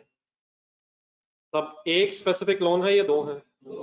अगर दो स्पेसिफिक लोन है तो अलग अलग वर्किंग हो जाएगी। कैसे? एक करवा दें, एक कीजिएगा। लोन ए कंसिडरेट फुल किस दिन लिया, कितना लिया? 5 लाख 1 जनवरी। पूरा डाटा देखें। लोन ए में से ड्यूरिंग द ईयर कितना वापस किया? वो लोन बी में से 1 लाख पे किया। लोन ए में से ड्यूरिंग द ईयर कितना लोन वापस किया? सिर्फ 1 लाख किया, बाकी वो कहता है कि no other loan has been repaid. तो बैंक को 5 लाख के लोन ए पे आप पूरे साल का इंटरेस्ट पे कर रहे होंगे। कहां से कहां तक? जनवरी से दिसंबर तक फुल कंसंट्रेट कर रहा था। अब इस वक्त मैंने सिर्फ लोन के एंगल से सोचा है। डेफिनेटली कंस्ट्रक्शन कॉस्ट पे हुई है, लेकिन कंस्ट्रक्शन कॉस्ट पे होने का लोन से ताल्लुक नहीं। कंस्ट्रक्शन पे कॉस्ट पे होने का कैश पे तो इफेक्ट आएगा, लेकिन लोन पे इफेक्ट कब आएगा? जब आप लोन रीपे करेंगे। लोन ले लिया है, रीपे करेंगे तो वो कम होगा। तो लोन एक कब ले लिया है?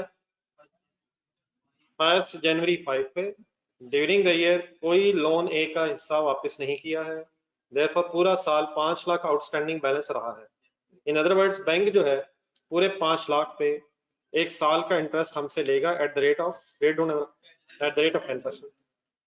लेकिन वंस अगेन हमारी हेडिंग है कि हमने जो बोरिंग कॉस्ट कैपिटलाइज होनी है उसकी वर्किंग करनी है।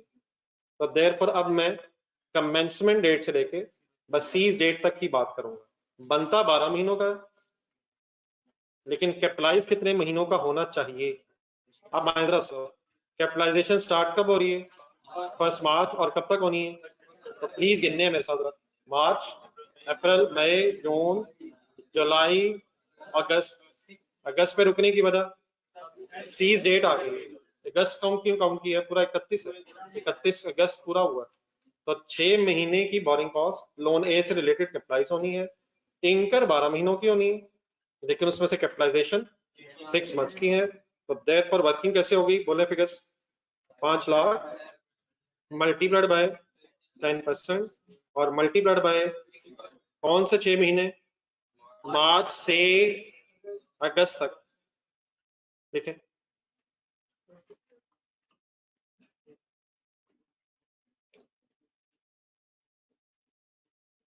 मार्च से क्यों शुरू कर रहा हूं? कैपिटलाइजेशन की कमेंसमेंट डेट। अगस्त पे एंड क्यों कर रहा हूं? कैपिटलाइजेशन की सीज डेट। Journalists okay? गिना करें, गिना करें।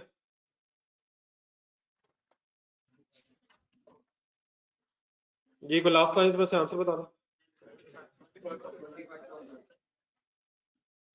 लास्ट टाइम में कोई भी नहीं। Divide is 25,000। ये 5 लाख का बड़ा लोन है। 5 लाख का लोन ए है, 1 जनवरी को लिया है, रीपेमेंट कोई नहीं हुई, तो बनता तो पूरे 12 महीनों का है। लेकिन रिक्वायरमेंट के एंड, रिक्वायरमेंट्स ऊपर एंड में लिखा हुआ है कि 1 मार्च से 31 अगस्त तक कैपिटलाइजेशन की कमेंसमेंट और सीज डेट का टाइम पीरियड है। तो देयरफॉर मार्च से अगर अगस्त गिनेंगे आप तो 6 मंथ्स बन जाएंगे। Okay sir, any confusion? Next आप बताएं आप क्या करो। अभी लोन भी रहता है, अभी लोन भी रहता है, इन्वेस्टमेंट इनकम के बाद फिर बाद में करते हैं। ये लोन बी हेडिंग। अब लोन बी की जरा खुद से कुछ स्टोरी बनाएगा राइट में। कोई नहीं, मैक्सिमम गलत हो जाएगा, सोचने में कोई हर्ज नहीं है, ट्राई करें जरा। लोन बी बताएं कैसे वर्किंग है। सब कुछ सोच लें, सब कुछ सोच लें। आउटस्टैंडिंग बैलेंस ढूंढना होता है। लोन कब लिया? 1 जून। कंसिडरेट फुल कितना लिया? 4 लाख। लोन अपने लेजर जेन में रख लें। 4 लाख लोन क्रेडिट हो गया, यकीनन कैश भी डेबिट हुआ, लोन क्रेडिट हुआ। कितना, किस दिन? 4 लाख 1 जून वाले दिन। क्या इस लोन में से कुछ वापस हुआ? किस दिन? कितना? तो क्या 4 लाख कुछ मंथ्स कांस्टेंट रहा है? 4 लाख कुछ मंथ्स कांस्टेंट रहा है। पूरा जून, पूरा जुलाई, रीपेमेंट जुलाई के एंड पे है, तो क्या 4 लाख का लोन 2 महीने आउटस्टैंडिंग रहा? फिर क्या हुआ? फिर 1 लाख लोन में से रीपेमेंट की एंट्री बताएं। Loan debit, cash credit. Loan कम हो गया, कितने से कम हो गया? अब फिर लोन कितना रह गया? तो जो रह गया उस पर इंटरेस्ट देंगे या जो दे दिया? 4 लाख में से 1 लाख दे दिया। अब 3 लाख पे आप इंटरेस्ट की वर्किंग कहाँ से शुरू करेंगे? कहाँ से? 31 जुलाई के बाद से, ठीक है, 1 अगस्त कह रहे। तो अगस्त से नहीं, मतलब बनता वैसे अगस्त के आगे एंड तक ही है। रीपेमेंट 1 लाख के अलावा कोई नहीं। 3 लाख पे जुलाई के एंड से अगस्त के स्टार्ट से चलेगा, दिसंबर तक वैसे बैंक इंटरेस्ट लेगा, लेकिन हमारी कैपिटलाइजेशन की सीज डेट आ रही है अगस्त, तो देर पर बस 1 महीने का ही शायद कैपिटलाइज हो। लिख के जरा वर्किंग करें, साथ साथ दोबारा सोचना मेरा। 4 लाख मल्टीप्लाइड बाय 15%। दोबारा डेट्स देखना शुरू करें। What is the date of loan? 1 June है, 1 जून है। नीचे रीपेमेंट भी है 1 लाख की, लेकिन किस डेट पे है? तो 4 lakh remained constant for 2 months, जून पूरा और जुलाई का भी एंड में रीपेमेंट हुई है। तो कौन से 2 महीने ले रहा हूँ? बोलना है please. June and July. Figure आ जाएगी, फिगर छोड़े जी जी।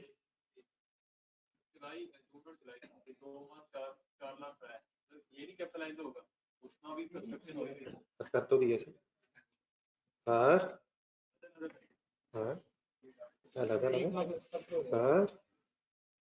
भाई, अब मैं क्या हूँ ये बेटा के अप्लाई की वर्किंग कर रहा हूँ। इस 4 लाख पे 2 महीनों का इंटरेस्ट अप्लाई होगा, वही तो मैंने लिखा। अगस्त की वर्किंग क्यों नहीं की इसमें? अगस्त में आउटस्टैंडिंग बैलेंस बदल गया, 4 लाख आउटस्टैंडिंग रहा 2 महीने। आगे फिर 31 जुलाई पे जब पेमेंट हो गई तो 1 लाख पे या 2 लाख पे, सॉरी 3 लाख पे या 1 लाख पे? अच्छा ये भी क्लियर रखना है, रीपेमेंट पे इंटरेस्ट नहीं देना, जो बच जाएगा उस पे देना, आउटस्टैंडिंग बैलेंस पे देना। तो किससे फिगर से शुरू करो? 3 लाख इंटू 15%। बैंक असूलन गिन दीजिएगा जरा, कब से कब तक का इंटरेस्ट लेगा?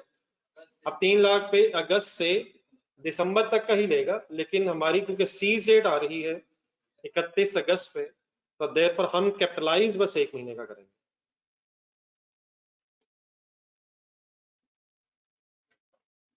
ये ठीक है प्लीज ऑनलाइन स्टूडेंट्स? हमारा कंसंट्रेशन का काम है इंशाल्लाह, और कुछ होना हो इंटरेस्ट से ठीक ठाक नफरत डेवलप हो जानी चाहिए, लेकिन जरा वर्किंग करके ये डेट्स वगैरह गिननी पड़ती हैं। कौन से महीने का जी? 1 महीना कौन सा ले रहा? जुलाई क्यों नहीं ले रहा? जुलाई के एंड में जाके पेमेंट हुई थी, वो फिर 4 लाख उस वक्त आउटस्टैंडिंग बैलेंस था। जी यासीन साहब ठीक है, बाकी फिगर आप सॉल्व करें और वर्किंग फाइनल करना। कि मुझे फर्स्ट भी बताइएगा 4 लाख पे कितने महीने का बनता था? 2 महीनों का क्या बन रहा था? 10,000। और 3 लाख पे 5,000। 3750। अब टोटल इंटरेस्ट इनकम 25,000 भी इंटरेस्ट इनकम है, वो लोन 1 पे है, और बाकी लोन बी पे 2 दफा वर्किंग इसलिए करनी पड़ी क्योंकि आउटस्टैंडिंग बैलेंस चेंज हो गया। आंसर आ गया फाइनली 38,750। हाँ बेटा क्लियर हो गया? What is this 38,750? ना ना ना ना अभी नहीं जज्बाती नहीं होना। अभी ये टोटल इंटरेस्ट इनकम हुआ है, अब ये इंटरेस्ट इनकम प्लस हुआ ए बी, ये तो माइनस नहीं होना था लोन बी का? नहीं, लोन बी वाला जो इंटरेस्ट है वो 25,000 में से माइनस नहीं होना था? ये थोड़ी देर पहले तो माइनस हुआ है, तो सही तरह देख लीजिएगा प्लीज। यहाँ लोन्स 2 हो गए हैं तो उनका दोनों का ही इंटरेस्ट इनकर्ड है। अभी इसमें से डेफिनेटली क्या माइनस होना रहता है? फर्स्ट क्वेश्चन में एक ही लोन था, उसका इंटरेस्ट की वर्किंग के बाद उसका इन्वेस्टमेंट इनकम लेस हो गई है। क्वेश्चन नंबर 2 में 2 लोन्स होने की वजह से इंटरेस्ट इनकम अलग अलग कैलकुलेट हो गया है। अभी क्या रहता है बोले तो हेडिंग लिखें less investment income on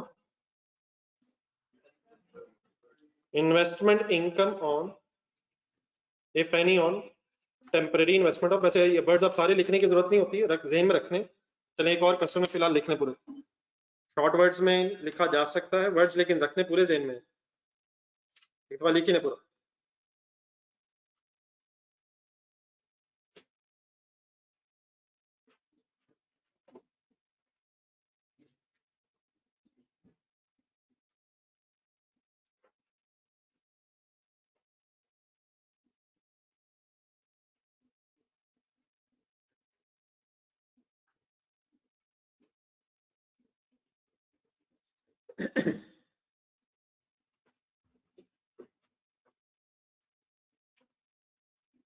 any confusion anywhere sir? चलिए इसकी भी वर्किंग वन एक बनाए उसी तरह जिस तरह अभी क्वेश्चन नंबर 1 में मुझे सरप्लस फंड्स की वर्किंग बनवाई थी। नीचे 3-4 लाइनें रख लीजिएगा, खुद से सोच के लिखें वर्ड, बार बार देख के लिख रहे हैं।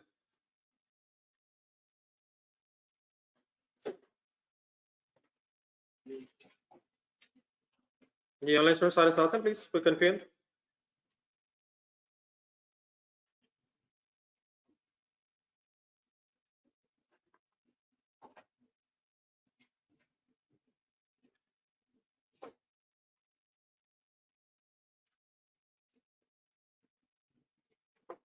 वंस अगेन ये वर्किंग जरा मुझे करवा दीजिएगा, होनी इंशाल्लाह वैसे ही जैसे क्वेश्चन नंबर 1 में अपने करवाई है। लेकिन जरा इसमें लोन भी 2 हैं, रीपेमेंट्स भी हैं, तो अगर साथ साथ डेट्स और से देख लें। शुरू करो, पहले करवाइएगा कहीं जो मैं हेडिंग्स लिखूंगा उसकी फिगर्स आपने मुझे ढूंढ के बतानी। कैश फ्रॉम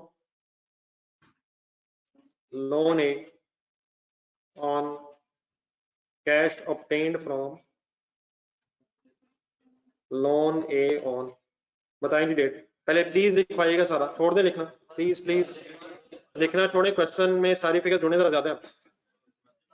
1 जनवरी 2005, अमाउंट बताएं 5 लाख।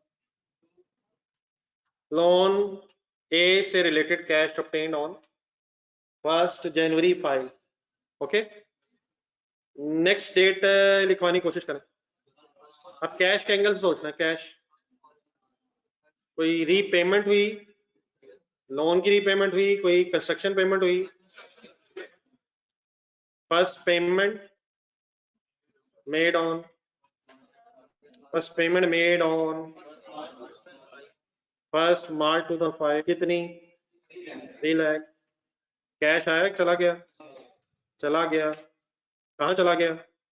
एसेट की कंस्ट्रक्शन में चला गया। कितने पैसे रिमेनिंग लेकिन रह गए? किस दिन 2 लाख रिमेनिंग रह गया? प्लीज लिखवाएं आगे। देन सेकंड पेमेंट कब हुई?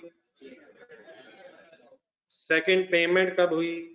Second payment made on 30th अप्रैल, शायद 30th अप्रैल 5। पूरा क्वेश्चन ऊपर नीचे कितने सर? 1 लाख। कैश कम होने के बाद 1 लाख बच गया 30th अप्रैल पे। डन है, प्लीज आगे चलें। हाँ जी, 1 जून। अब हुआ ये है कि थर्ड पेमेंट डेट बताएं। थर्ड पेमेंट डेट 31 जुलाई है।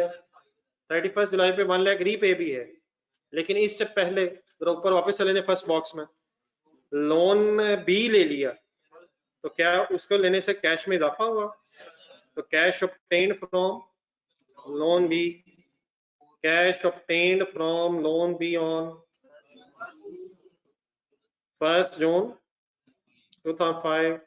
कितने पैसे लिए? 4 लाख। ये कैश में इजाफा हुआ या माइनस हो गया? 1 लाख पहले पड़ा था, 4 लाख लोन लिया, तो एंट्री बोला जरा। कैश डेबिट हो गया, कैश डेबिट हो गया, कैश डेबिट हो गया। तो 1 लाख कैश 4 लाख प्लस होके 5 लाख हो गया। ये प्लस समझ आ रहा है? प्लस क्यों किया? कैश मिलने से फिर हमारा बैलेंस 1 लाख प्लस 4 लाख 5 लाख हो गया। किस दिन 5 लाख हो गया? 1 जून। आगे बढ़े, कंसंट्रेट करें फुल। अब 31 जुलाई पे दो काम हुए, बोर्ड पे गौर से देखना है। थर्ड पेमेंट हुई उस दिन, थर्ड पेमेंट कंस्ट्रक्शन की हुई ऑन 31 जुलाई 2005, कितने रुपीस, 2,20,000 रुपया। ऊपर टेबल फर्स्ट जो था उसमें चले जाए, उसके नीचे एक लाइन पढ़े, इसी डेट पे लेकिन एक लोन रीपे, लोन बी की रीपेमेंट होने से क्या एंट्री होगी, लोन डेबिट कैश क्रेडिट। तो कैश थर्ड पेमेंट में भी गया 2,20,000 कैश क्रेडिट हुआ, और लोन बी रीपे करने में भी आपका 1,00,000 कैश क्रेडिट हो जाएगा। तो इस डेट पे दो काम हुए, third expenditure and repayment of loan be repaid on 31 जुलाई।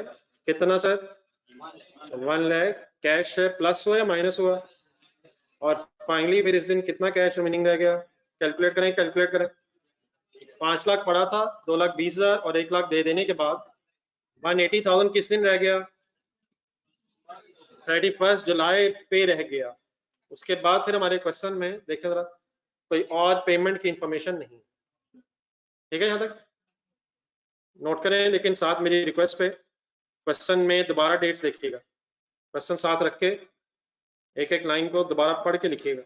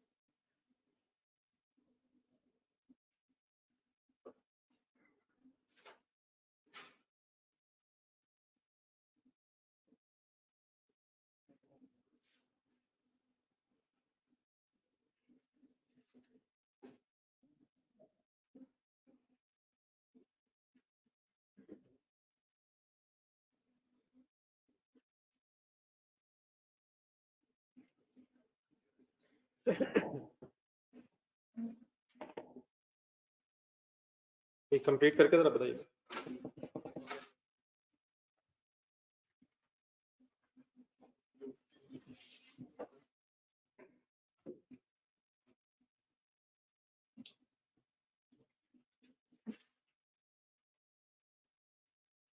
ये एनी कंफ्यूजन, फिगर्स मिल गई सारी, डेट्स फिगर्स।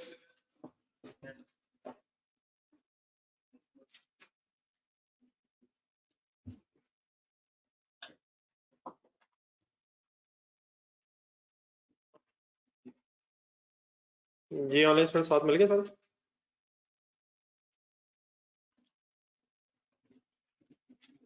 वर्किंग नोट होगी प्लीज।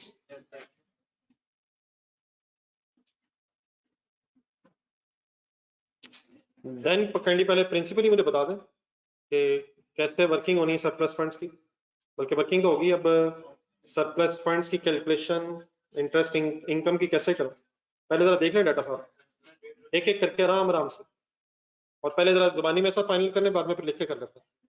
तो इसको अलग ही लिखिएगा उसी तरह जिस बाद में लिखा था। जी आ जाए 5 लाख से। वंस अगेन पहले पूरी पिक्चर सामने रख लें, उसमें से फिर कहाँ से कहाँ तक हमने वर्किंग में कंसिडर करना वो फिर बात की बात है। 5 लाख का कैश किस दिन आ गया था। अब यहाँ जो मैं जिस तरीके से काइंडली समझाने की कोशिश कर रहा हूँ, आप भी इसको ज़हन में रखिएगा कि 5 लाख में से पहली दफा 3 लाख कब यूज हुआ, 1 मार्च। तो क्या 5 लाख पे जनवरी और फरवरी 2 महीने की इन्वेस्टमेंट इनकम कैलकुलेट होनी चाहिए, कंसिडर होनी चाहिए, नहीं है कोई गलत है। तो बाद में फिर इंशाल्लाह डिसाइड करेंगे कि हमने वर्किंग में कौन सी कंसिडर करनी है। 5 lakh remain surplus during the months of January and February. असूलन 5 लाख पे 2 महीनों की इन्वेस्टमेंट इनकम कैलकुलेट करनी बनती है। देन आ जाए 1 मार्च। 1 मार्च वाले दिन 3 लाख पे हो जाने के बाद 2 लाख सरप्लस रह गया था। अब गौर से अगली डेट देखें, ये 2 लाख कब तक सरप्लस रहा, मार्च और अप्रैल। मार्च अप्रैल, अप्रैल के एंड में जाके इस 2 लाख में से 1 लाख लेस होके 1 लाख बचा। गौर से देखें, गौर से देखें, गौर से देखें। 2 लाख किस दिन हो गया था सरप्लस, 1 मार्च। ये 2 lakh surplus as it is कब तक रहा, पूरा मार्च, पूरा अप्रैल। तो 2 महीने की इन्वेस्टमेंट इनकम इस 2 लाख पे बनती है। फिर 1 लाख 30 अप्रैल पे यूज हो गया, क्रेडिट हो गया कैश। कितना बैलेंस बचा, किस दिन, हिम्मत हिम्मत जमानो हिम्मत, 30 अप्रैल। अब अगला जो है ये बड़ा गौर से देखिएगा, डेट जरा कंफ्यूजिंग है। ये 1 लाख बैलेंस कब से कब तक एज इट इज रहा, 30 अप्रैल से लेके 1 मई तक। तो अप्रैल एंड हो गया हुआ था, और मई का ये जून का स्टार्ट हुआ है, जून का स्टार्ट हुआ है। तो बीच में 1 लाख कितने मंथ सरप्लस बनता है, एक महीना कौन सा, मई वाला। अप्रैल क्यों नहीं ले रहे, पहले ही एंड हो गया हुआ। और जून क्यों नहीं ले रहे, वो भी स्टार्ट हुआ था। तो 30 अप्रैल और 1 जून के दरमियान में सिर्फ मई का 1 महीने की इनकम 1 लाख रुपए के बैलेंस पे आनी चाहिए। फिर 1 जून पे क्या हुआ, 4 लाख और आ गया, पहले भी कितना था, तो अब टोटल कितना हो गया, 5 लाख इकट्ठा हो गया। किस दिन हो गया 5 लाख, 1 जून को 5 लाख हो गया। ऐसे ही ऐसे 5 लाख का बैलेंस 1 जून से लेके कब तक एज इट इज रहा, जून का महीना और जुलाई का महीना, 2 महीने की इन्वेस्टमेंट इनकम 5 लाख पे आनी चाहिए। फिर 31 जुलाई पे क्या हुआ, एक रीपेमेंट हो गई, एक एक्सपेंडिचर हो गया, फाइनली बैलेंस 180,000 किस दिन रह गया, 31 जुलाई पे रह गया। तो क्या इस 180,000 पे एक इन्वेस्टमेंट इनकम फर्दर बनती है, असूलन आगे सारी इसी पे बनती है। असूलन आगे का मतलब अगस्त से ऑनवर्ड सारी इन्वेस्टमेंट इनकम इसी पे है। तो 1,80,000 की जो रिमेनिंग फंड्स की अमाउंट बच गई है। यहाँ तक जो मैंने डिस्कशन की है, मैंने पूरे काउंटिंग ईयर को कंसिडर करके बात की है। एक दफा मैं चाहूंगा जरा दोबारा आप देख लें और मेरे शॉर्ट क्वेश्चंस का आंसर दें। 5 लाख पे इन्वेस्टमेंट इनकम बनती है कौन से 2 महीनों की, जनवरी फरवरी। फिर 3 लाख पे इन्वेस्टमेंट इनकम बनती है, नो नो नहीं बनती, नहीं बनती। हर क्वेश्चन का आंसर यस नहीं होगा। जो पैसे चलेंगे उन पे कोई इन्वेस्टमेंट इनकम नहीं है, जो सरप्लस बचेंगे उन पे है। तो 3 लाख या 2 लाख, 2 लाख। फिर 2 महीने कौन से, मार्च अप्रैल, उसकी इन्वेस्टमेंट इनकम बनती है। फिर 1 लाख जो चला गया उसकी बहस नहीं हो रही, लेकिन 1 लाख जो रिमेनिंग रह गया 30 अप्रैल पे, उस पे 1 महीने मई की इन्वेस्टमेंट इनकम होगी। फिर 1 लाख जमा 4 लाख, 5 लाख पे 2 महीने जून जुलाई की इन्वेस्टमेंट इनकम, और फाइनली 1,80,000 पे जुलाई से ऑनवर्ड्स इन्वेस्टमेंट इनकम, ठीक है। अब जरा बीच में क्वेश्चन की जरा कमेंसमेंट और सीज डेट जरा जहन में ले, 1 मार्च से लेके 31 अगस्त। तो अब जरा फाइनल कर लें इससे पहले कि हम लिखें।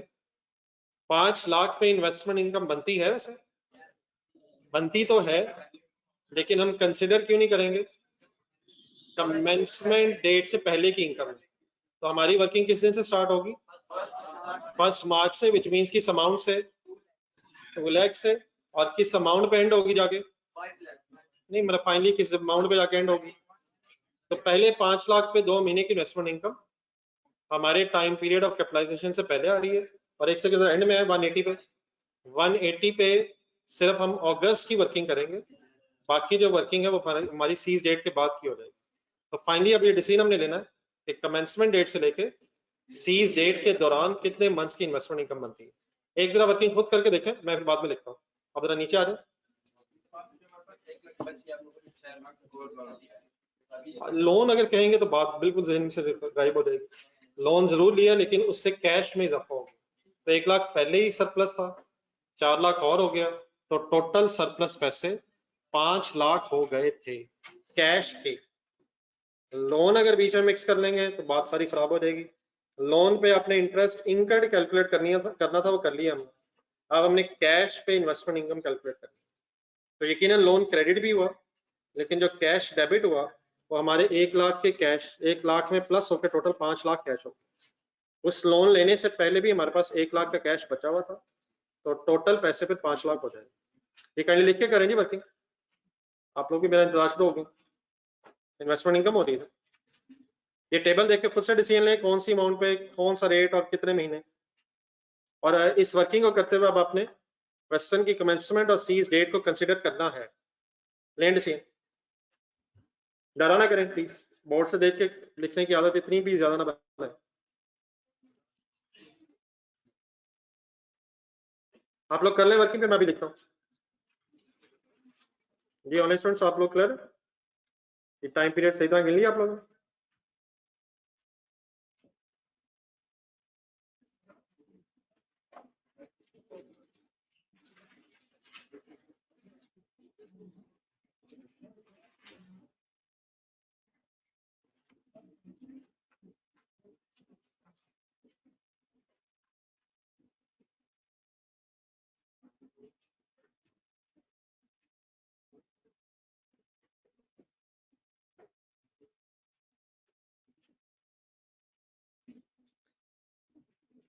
जब मंथ्स काउंट करेंगे वो एक्सप्लेन कर दीजिएगा कौन से महीने ले रहे हैं।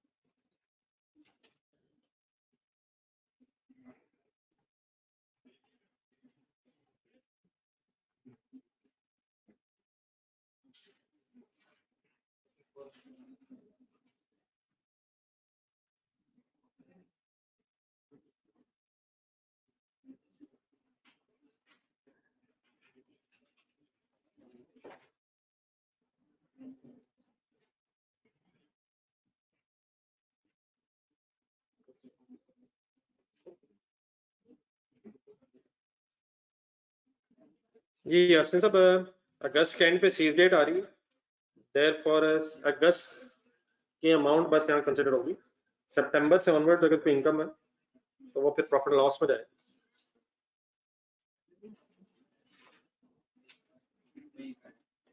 जी ऐसे ही हो रहा है, बता जिलानी सब ऐसे ही हो रहा है।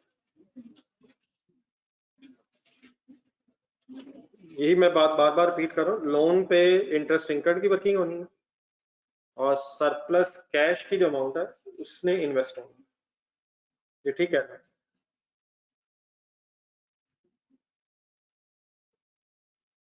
जी वर्किंग मैच है सर मेरे साथ, शुरू नहीं की। अमाउंट्स बताइएगा sir.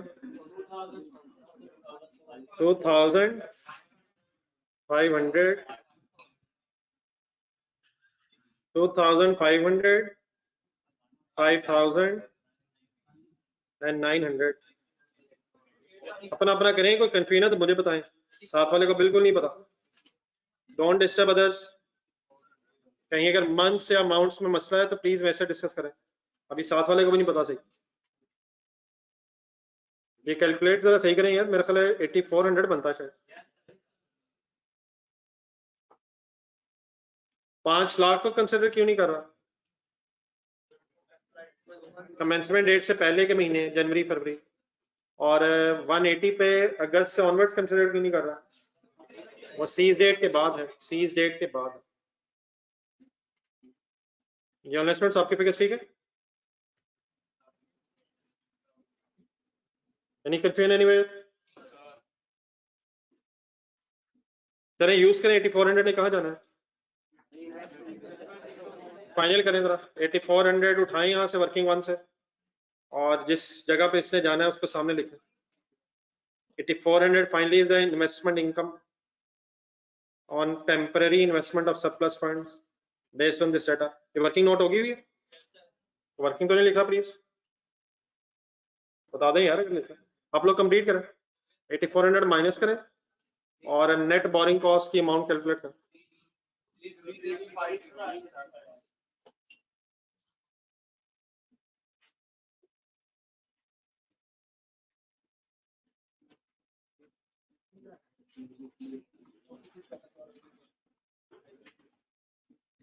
So finally net borrowing cost to be capitalized as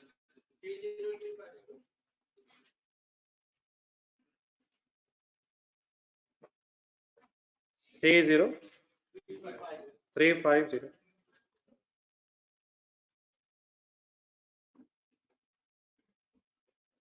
सब ओके है सर? चलें बी रिक्वायरमेंट छोटी सी है, जरा कंप्लीट करके चलते हैं, अभी टाइम है। बी रिक्वायरमेंट होने के कैरिंग अमाउंट किस दिन? एज ऑन 31 दिसंबर 2005। इकट्ठे सारे जरा।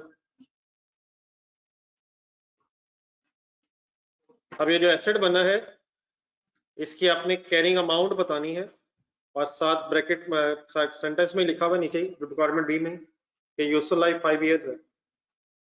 करवा दीजिएगा पहले इकट्ठे सारे। कैरिंग अमाउंट किसे कहते हैं? WDV का फार्मूला क्या है? कॉस्ट की वर्किंग कैसे करूं? हाँ जी बिल्कुल सही है। ये छोटी छोटी चीजें जो मैंने अभी फर्स्ट क्वेश्चन में बताई वो फाइनल करें जरा। सबसे पहले आप कॉस्ट कैलकुलेट करने के लिए एक्सपेंडिचर्स ढूंढने शुरू करें। हाँ जी 3 लाख का खर्चा हुआ, 1 लाख का भी खर्चा हुआ, और 2,20,000 का भी खर्चा हुआ एसेट को बनाने पे। ऐसे ही सर टोटल कितनी कॉस्ट आ गई? 6,20,000 की कॉस्ट आ गई। और प्लस इसमें क्या होना है? बोरिंग कॉस्ट भी कैपिटलाइज। तो एक्सपेंडिचर्स प्लस बोरिंग कॉस्ट आपने ढूंढा करनी है। बोरिंग कॉस्ट भी कैपिटलाइज। T0350 और टोटल कॉस्ट देयरफॉर बन गई है 650,350। अगर आपने क्वालिफाइंग एसेट की टोटल कॉस्ट फाइंड आउट करनी हो तो it is sum of expenditures and borrowing cost to be capitalize. लेकिन हमें कैरिंग अमाउंट तक पहुंचना है, तो कॉस्ट में से आप क्या लेस करेंगे? Accumulated depreciation. नहीं बेटा फॉर्मूला तो सही रखते हैं। कैरिंग अमाउंट मींस WDV की बात हो रही है, तो कॉस्ट माइनस एक्यूमुलेटेड डेप्रिसिएशन। अब एक्यूमुलेटेड डेप्रिसिएशन की वर्किंग करवाएं। एक्यूमुलेटेड डेप्रिसिएशन के स्पेलिंग तो खुद से लिखें, जज्बाती हो गए, टोटल भी देख के लिखें। एक्यूमुलेटेड डेप्रिसिएशन डेफिनेटली इसी साल की जो डेप्रिसिएशन बनेगी वही एक्यूमुलेट भी हो रही होगी। ऐसे ही है, अभी फर्स्ट ईयर ही एंड हुआ है, तो डेप्रिसिएशन की वर्किंग कैसे करूं? मेथड ढूंढे। अगर गिवन ना हो तो हमेशा स्ट्रेट लाइन, ठीक है, और स्ट्रेट लाइन है लाइफ 5 इयर्स है, रेजिडुअल वैल्यू ढूंढे, कॉस्ट बताएं जी, फार्मूला स्ट्रेट लाइन मेथड का। अगर मेथड ना हो तो प्लीज छोटी छोटी चीजें ध्यान रखें हमेशा। Straight line -0 divided by 5 years, कहाँ लिखा रिक्वायरमेंट बी में, लेकिन डेट्स अवेलेबल है, ये ऐसे कब से अवेलेबल फॉर यूज हुआ है, बताया तो उसने है नहीं, बताया है। सीज डेट कब आती है, जब एसेट सब्सटेंशियली कंप्लीट हो गया उसी डेट पे सीज डेट होती है। तो 31 अगस्त पे एसेट अवेलेबल फॉर यूज हुआ होगा, इसलिए सीज डेट आई। तो 31 अगस्त के ऑनवर्ड कितने महीने बन रहे हैं, काउंट कीजिएगा काइंडली। कहाँ से शुरू करेंगे काउंट करना, सितंबर, अक्टूबर, नवंबर, दिसंबर। डेट्स अवेलेबल हो तो डेप्रिसिएशन हमेशा टाइम बेसिस पे, सितंबर टू दिसंबर। मेथड ना पता हो तो straight line, residual value obviously अगर नहीं पता तो 0 है, लेकिन टाइम बेसिस पे 4 महीनों की डेप्रिसिएशन ही क्यूमुलेटेड है। आंसर बताइएगा। 43357, यही जो इस साल के 4 महीनों की डेप्रिसिएशन है, यही क्यूमुलेटेड भी है। Any confusion, final carrying amount यार 606,993 is finally the carrying amount of this building जो इस साल कंस्ट्रक्ट होके यूज हुई। कैलकुलेशन प्लीज खुद से किया करें, सॉल्व करें काइंडली। ये 606 आया कैसे, कॉस्ट माइनस एक्यूमुलेटेड एप्रिसिएशन।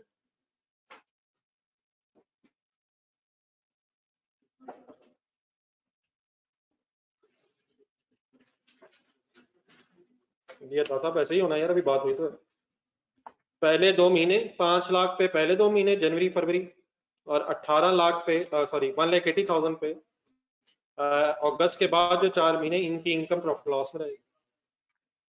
जिस टाइम पीरियड की कैपिटलाइज नहीं और जिस टाइम पीरियड की हम कंसिडर नहीं करें अपनी वर्किंग में, वो प्रॉफिट लॉस में रहेगी। तो 5 लाख पे जनवरी फरवरी और 1,80,000 पे अगस्त के बाद सितंबर से दिसंबर तक की इनकम प्रॉफिट और लॉस में रहेगी। ठीक है सर, ये एनी अदर कंफ्यूजन जी? ये बनता है सर आज इसे रिवाइज किया जाए जाके यार। वो कल वाले क्वेश्चंस हो गए रिवाइज, कल जो मैंने रिवैल्यूएशन के किए थे। नहीं सच बोला भाई ने, सच बोला, सच बोला, उसने सच बोला, लेकिन अल्लाह करे कल तक ये सच भी हो जाए कि रिवाइज हो गए। आज जाके जरा कैंडीज को भी टाइम दें यार, कल यहीं से ऑनवर्ड्स फिर आगे चलना। अल्लाह हाफिज। ये बेटा जो आज पढ़ा है इसी को रिवाइज करना है। रिवैल्यूएशन के कल मैंने जो क्वेश्चंस किए थे उनको फाइनल कर लेना।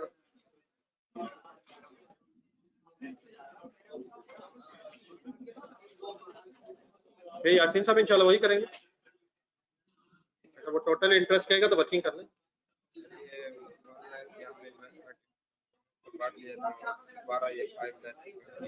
एक महीने की है यार,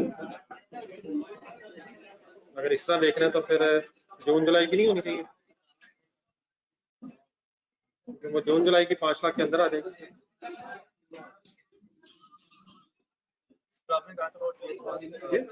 वो पीछे बैठा हुआ उनसे बुलाइएगा, वो पीछे बैठा हुआ था, काफी लाइन है। या फिर नीचे टी रूम से पता चला।